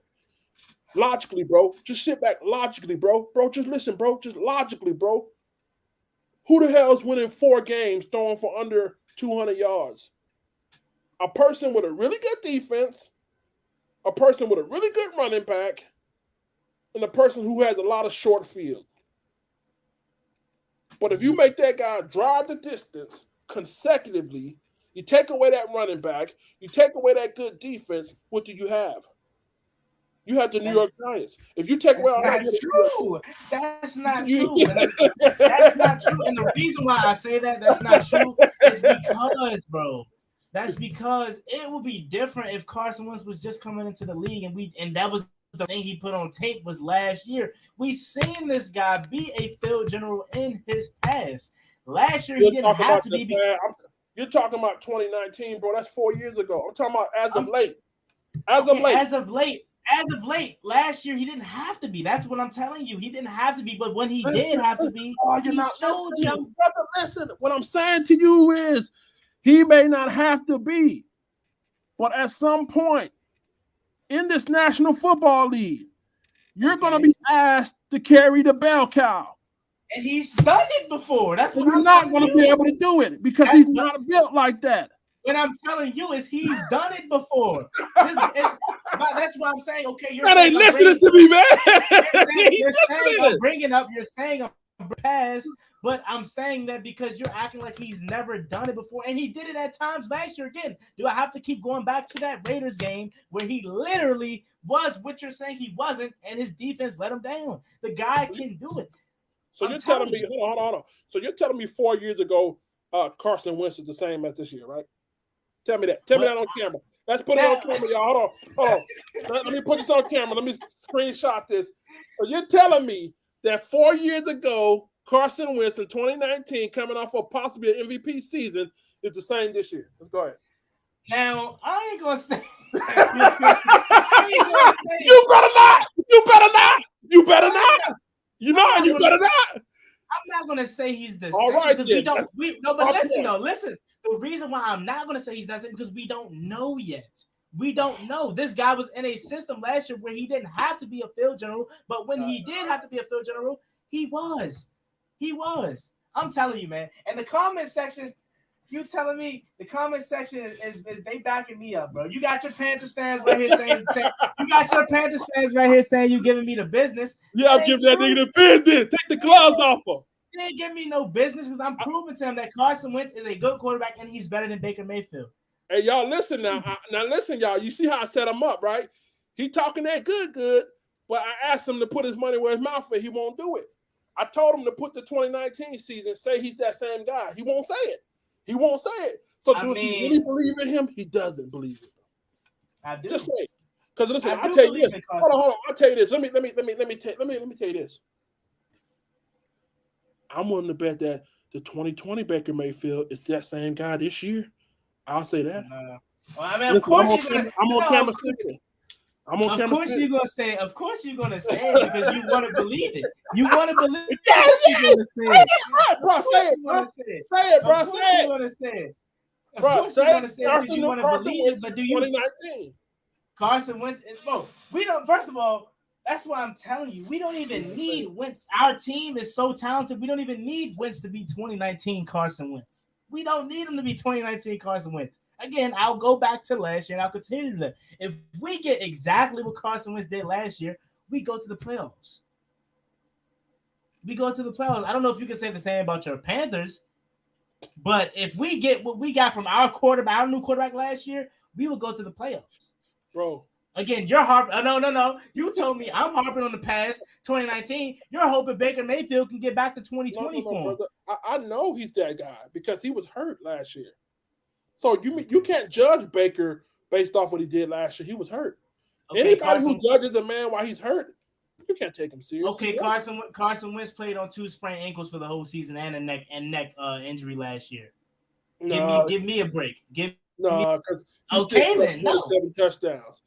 Okay then. So that's no reason. Thank you. You just proved my point. There's no reason why Baker Mayfield out there and performs. Then if you're not gonna get me the benefit of the doubt because my quarterback was hurt, it doesn't matter what kind of injury it was. It obviously no. Yes, it does. If my quarterback ain't gonna give me the benefit of the doubt for my quarterback being hurt. Yes, it does. Now listen, what kind of injuries did Carson Wentz have last year? First of all, he had a neck injury and 2 sprained ankles the whole season.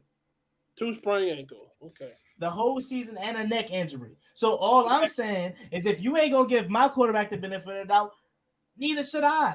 Why should I? What I'm saying is a shoulder injury, which is, let me ask you this, is a shoulder injury essential to a quarterback throwing? What, it was his throwing shoulder? Yes, hell yeah. He fell on the throwing shoulder trying to make a tackle. Yes. Yeah. Okay. Of course, it's going to hamper him, right? But my thing is, So you don't need. You need to be healthy to play football. Carson Wentz wasn't that. Baker Mayfield wasn't that. So if you're going to give your quarterback the benefit of the doubt, give mine to his then. No, because his injuries didn't impair him from him throwing. His injuries didn't impair him from throwing the ball. They may have hurt. They may have slowed him down, but they never impaired him from throwing the ball. My quarterback's injury impaired him from throwing the ball. As bad as sprained ankles are, you can take them holes really, really tight and still go out there and ball. Trust me, I've seen it. But if your shoulder's messed up, that impairs you from doing your job, bros. I mean, unfortunately, he had some, Wentz had some sprained ankles and, maybe even a snapped up neck, but it had nothing to do with him from throwing the ball now. Come on now. Says Darnold's seeing ghosts and Baker's too short to see him. Oh, yeah, not that. Can he even see over the offensive line? Let's make that. Can he see over the offensive line? Baker Mayfield I don't know if he's a field general, man, but he's a gutsy guy. I'll put it like that. He's a fiery guy.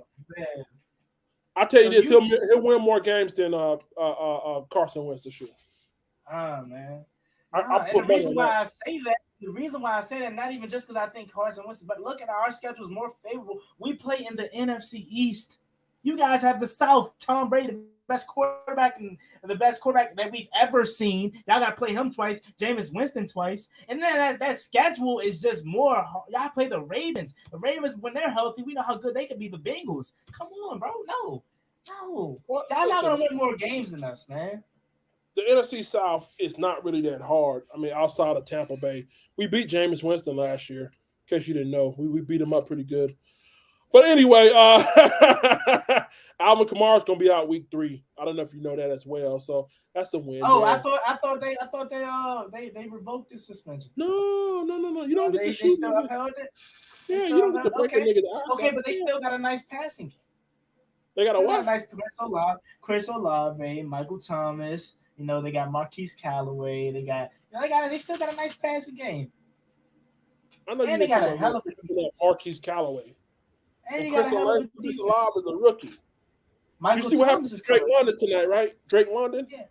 Mm-hmm. So why are you hyping up somebody we ain't even seen yet? Well, I'm just telling you the weapons that they have on paper. Michael Thomas coming back. You know what I'm saying? That defense is still top tier. Dean Allen, their defensive coordinator, is now their head coach. So that defense ain't gonna lose a step.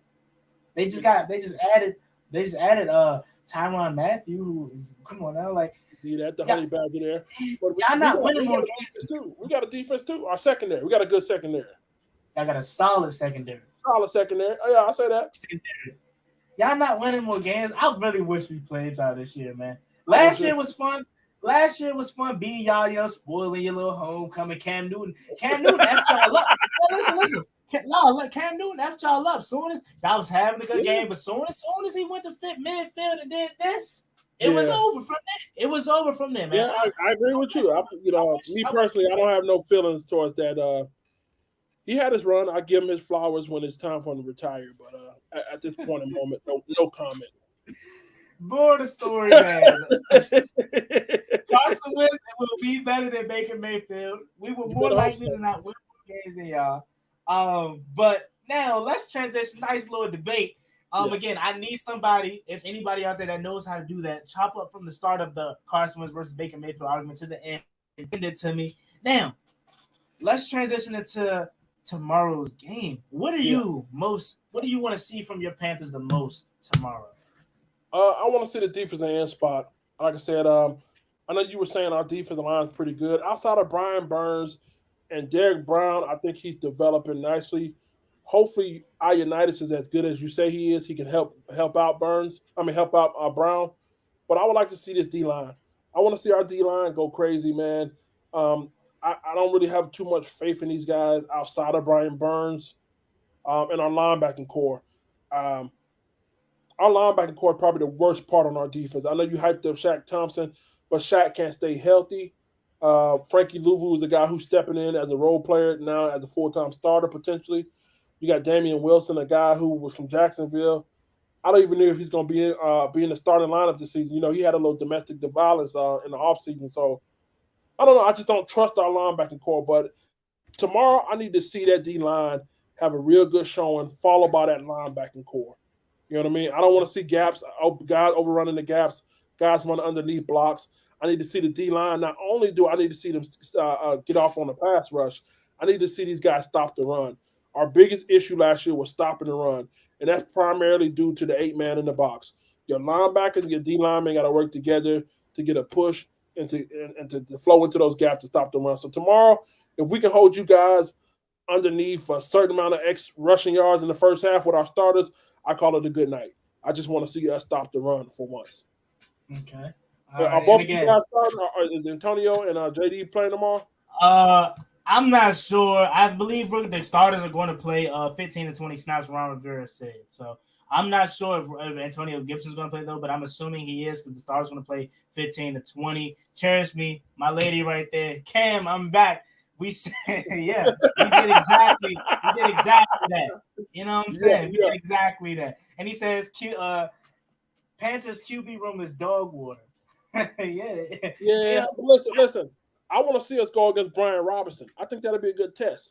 Hopefully, y'all let Brian Robinson start tomorrow because I know he's going to bring the thunder. And I want to see us go against him, man. I want to see our starting unit. I'm sure y'all going to see I don't know if y'all starting unit's going to be able to get him, but I know y'all going to see a lot of Brian Robinson tomorrow, more likely than not. But the offense, I'm interested to see some Matt Corral. I want to see Matt Corral. I'm actually am, man, because I seen him play one game last year for Ole Miss, and I'll be honest, my first glance at him, he was a much better Taylor Heineke.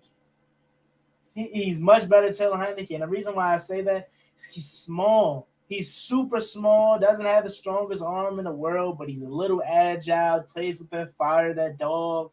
He looks like a much better Taylor Heineke, and I know y'all say, Juan, that sounds crazy, but you know Taylor Heineke, just like me. Look at his game compared to Matt Corral. And no, I'm not saying his ceiling is Taylor Heineke, but I'm saying player build, and coming out of Ole Miss, he looks like a much better Taylor Heineke to me. Yeah, man, listen, Matt Corral's special, man. He has a lightning release. I mean, the things we've seen him do in training, I watched football for a minute. I've never seen somebody he gets it out of his hand quick. It's like a bolt of lightning, no joke.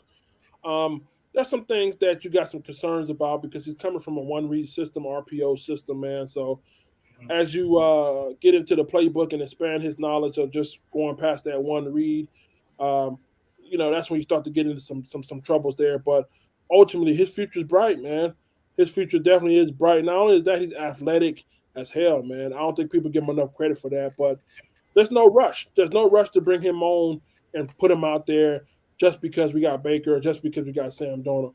You know what I mean? Develop your players. And I said it before, Carolina has been one of the worst teams in the NFL for a while when it comes to developing their players. They usually get players like Rhule Douglas. I don't know if you know Rhule Douglas. He came out here for 1 year. Yeah. Went to the Packers, went out there, balled out. You know what I mean? Who else? James Bradbury. We had him. He did good. Left us, went to the Giants, had a Pro Bowl season. So, I mean, we got to be able to start cultivating guys, and I think we need to start with Matt Corral. But no doubt, bro, tomorrow you should see him put on a clinic with some of these receivers, especially on these quicker routes, you know what I mean, slant routes, dink and dunk routes.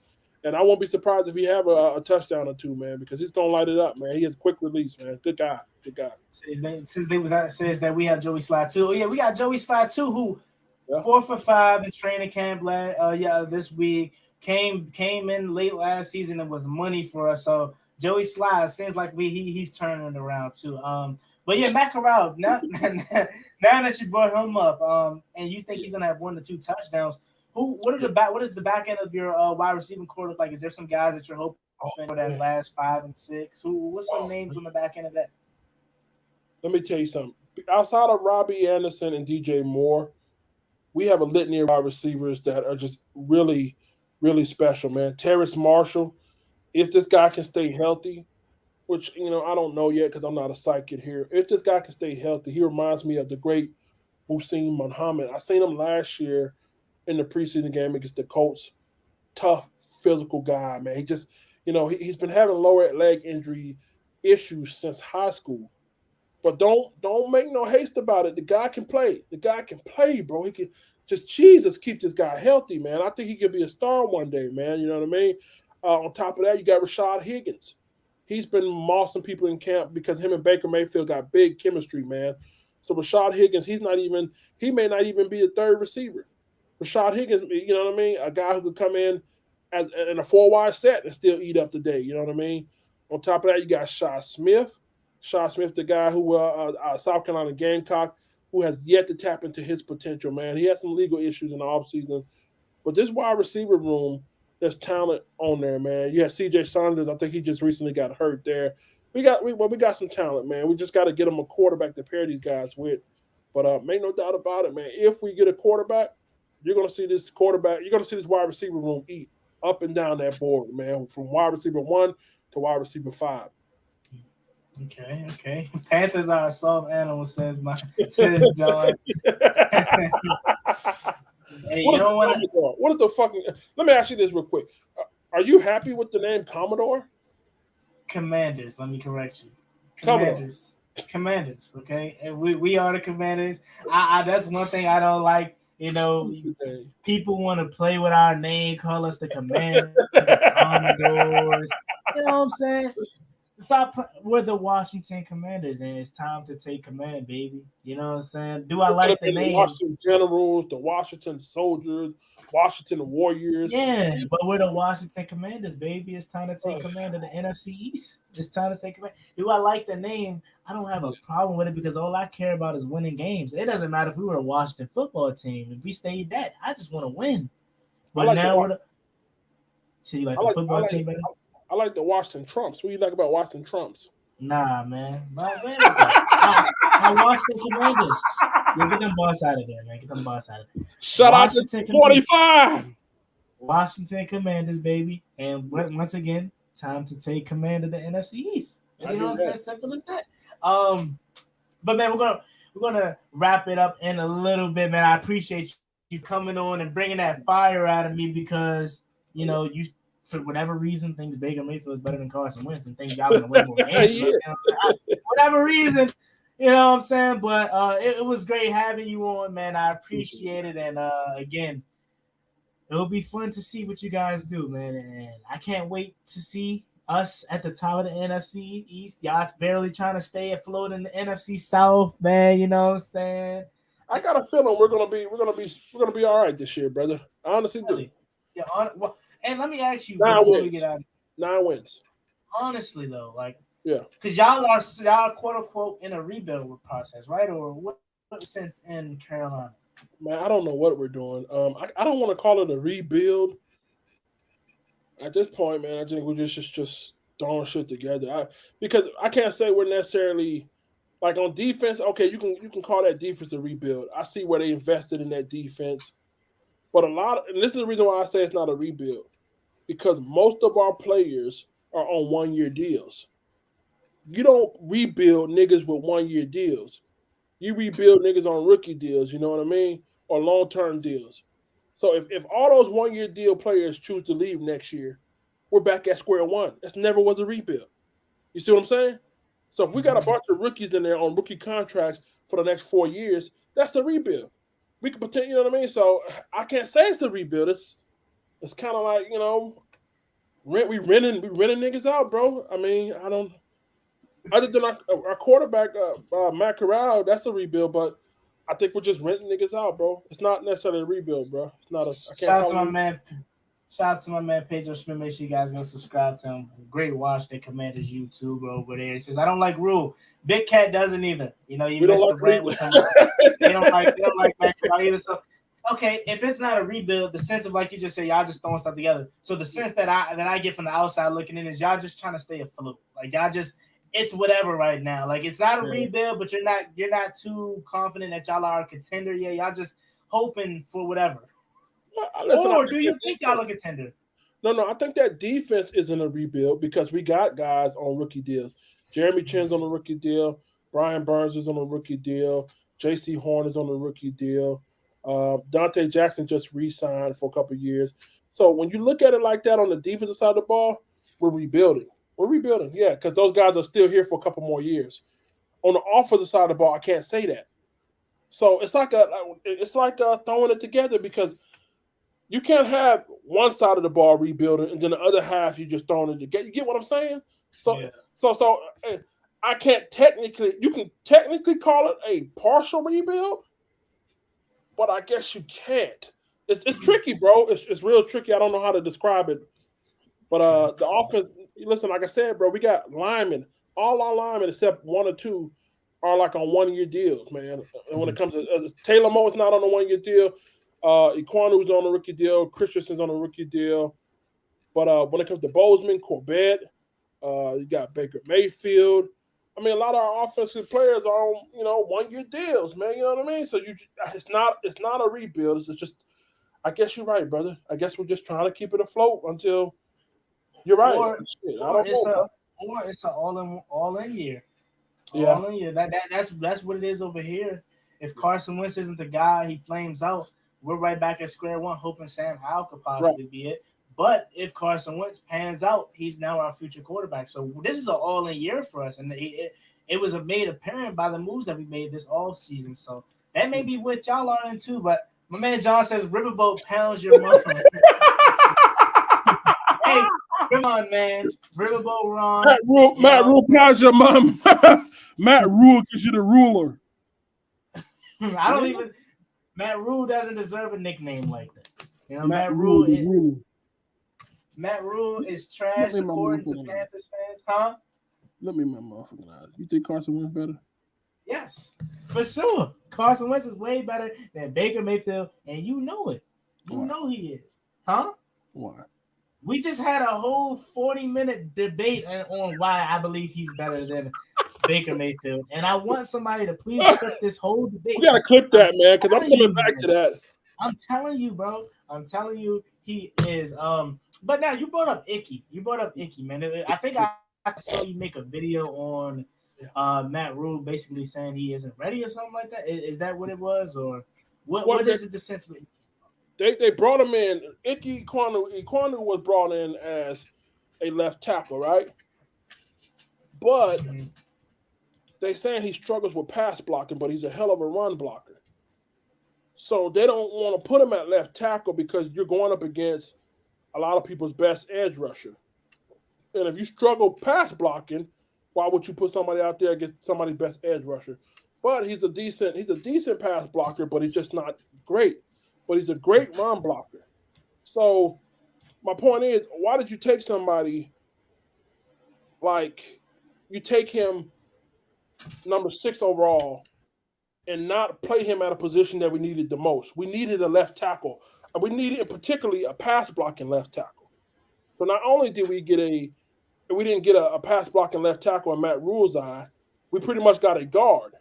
When you had my man from Evan Neal from Alabama there. And Evan Neal, I know he was having issues as well. I think he had some injury issues. But we know truly he's a hell of a pass block. I don't know, man. I don't know. To me, it just sounds like we're overthinking this thing. Even though Ekwonu may not necessarily be the best pass blocking offensive tackle, you got to throw him out there. Let him learn, bro. The only way you learn in life is through trial and error. All right? Obviously, he has the size. He does have the athleticness. He may struggle with his anchoring down and getting up out of those spin moves and some of those pass rush techniques. But, okay, so what? He's physically gifted. He's definitely mentally gifted. But he just has some issues there, man. Just allow for him to go out there and learn through trial by error. We got to stop trying to protect and bring. Listen, let him go out there. Even the guy. So one thing I like about Ekwonu in several interviews has came out and said that I believe it. I'm a tackle. I was drafted as a tackle. I played tackle. I see myself as a tackle. That guy believes in himself, but the coach doesn't. So that's why I told you, bro. Matt Rhule got to go, bro. Matt Rhule got to go, bro. That nigga got to go, bro. You overthinking stuff, bro. He got to go, bro. Let that nigga live, bro. Let him live. Let him make it, bro. Let him make it, man. Let him make it, bro. Let him make it, bro. Let him go through what he going to go through. You know what I mean? He going to make it. Let him make it. Yeah. No, you can't do that. Let me baby you thumb in your mouth kind of coach. But I hate that. I hate that. Man, that's what I got. It sounds like you miss Ron. It sounds like you miss Ron. No, Ron Rivera was he was loyal to some like Ron Vermillion, and he brought Scott. Yeah, he was loyal, but he'll get in. You know what I'm saying? If he has to, you know what I'm saying? He'll get up in your face. He'll tell he ain't none. It sounds like you miss him. You say you don't like a coach that babies. No. Listen, Ron was an opportunist too. He rode the shit out of Cam Newton. He didn't care. Cam Newton was his golden goose. He rode Cam. See, let me tell you something. Ron played himself. Ron was drinking the Kool-Aid. See, Ron was letting Cam run the show to the point to where Cam ended up hurting himself trying to carry that load. You like Erykah Badu? You like Erykah Badu? I know a little bit about Erykah Badu. Let me help you out right here. Bag lady, you gonna hurt your back carrying all them bags like that. So pretty much Ron Rivera let Cam Newton carry all those bags that were the Carolina Panthers and hurt himself. But if Ron Rivera was a half a smart brain ass coach, what he would have did was protected Cam Newton from himself, slowed him down when he was injury prone, slowed him down, let this guy recover in an ample amount of time. I promise you, Ron Rivera would still be in Carolina. We still would be a competitive team. We'd probably make it back to another Super Bowl by now. But Ron Rivera let Cam Newton keep his foot on the gas pedal. Once he kept his foot on the gas pedal, he ended up hurting himself. Cam even said it to himself. I don't know if you watch his vlogs and stuff, but in his vlog, he said, who was going to save Superman from himself? Cam was drinking his own juice. And I blame the coach for that. Because if he was a competent coach, see, he didn't care. Ron Rivera wanted the results. You got to understand, Ron Rivera won Coach of the Year behind Cam Newton. He liked the high, the nostalgia. Bro, when you win Coach of the Year, bro, your name is in a different pedigree. People esteem you high. They look at you different. Who don't want that? Who don't want to keep that? So if I sit my MVP quarterback because I know he's not 100%, I know there's a chance we lose games. I know there's a chance we may not finish the season, but the long term is my quarterback will be healthy next year. He didn't think like that. Ron Rivera said, hell nah, put the foot on the gas and roll with it, and it got him out of there. So nah, man, I don't miss that nigga. Screw him. It sounds like you do. Wentz, my man Jay says Wentz clears Mayfield. Hey, and I killed my man Big Cat in a debate about it. Yeah, man. I killed him. Man. Wentz clears Mayfield. Cherish Me 202. Shout out to Cherish. He says, Juan, you're the one. Great live. I appreciate it. Can we get a friendly bet going on? I don't do bets less than 200. Hey, you ain't talking to me then. You ain't talking to me. I don't bet at all, man. I ain't with that. You don't bet, man? I ain't with that. I ain't with the bet, man. You know what I'm saying? The only kind of betting that I would do, and that's why it's tricky, for me, I don't know about like the little parlay win by this and quarterly betting. I don't know about that. I don't want to learn about that. If anything, if I was to ever get into betting, I would just do it the old-fashioned way. I pick a team, you pick a team, and whoever wins. That's how I would. You know I am. Put 200 on Carson Wentz has more touchdowns than. Oh no, but we have more wins than you guys have more wins. So are we doing it like? Are we doing it as if Carson himself has to get the wins or the team? So say like for an example, knock on wood here. If we win more games than you guys, but Carson Wentz goes out week 5, let's just say, but we still end up winning more games than you guys. Are we doing it that way, or is it more so Carson has to be at the helm? I say Carson has to play. Let's see. Yeah, Carson got to be at the helm because you might bring in the Sam Howell and you guys may ride his wave. Then you can't take credit for that because you've been hyping your boy up. I want you tied to Carson, just like I want you to tie me to Baker Mayfield. Yeah. I throw in a white towel. Oh, I ain't that confident with $200. That's a lot of money. You know what I'm saying? Nothing. Man. I just bought 3 PlayStations back there and a bunch of autographs and shit. Hey, that's you. That's you though. You know what I'm saying? That's you. I'm a drug dealer. I wouldn't say that live on YouTube. I'm messing with you. But yeah. So already, Big Cat, my guy. I think I'm gonna get you up out of here. I held you hostage long enough. Hey man, you got a PlayStation, man? You got a game? We can run on the matter.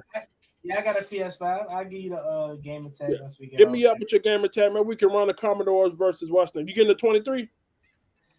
I don't know. Let before we get out of here, we'll talk about that. See, I've been buying Madden every year of my life, every year. And when I buy Madden, I'm more of like a competitive person. Like I play Ultimate Team and all that, right?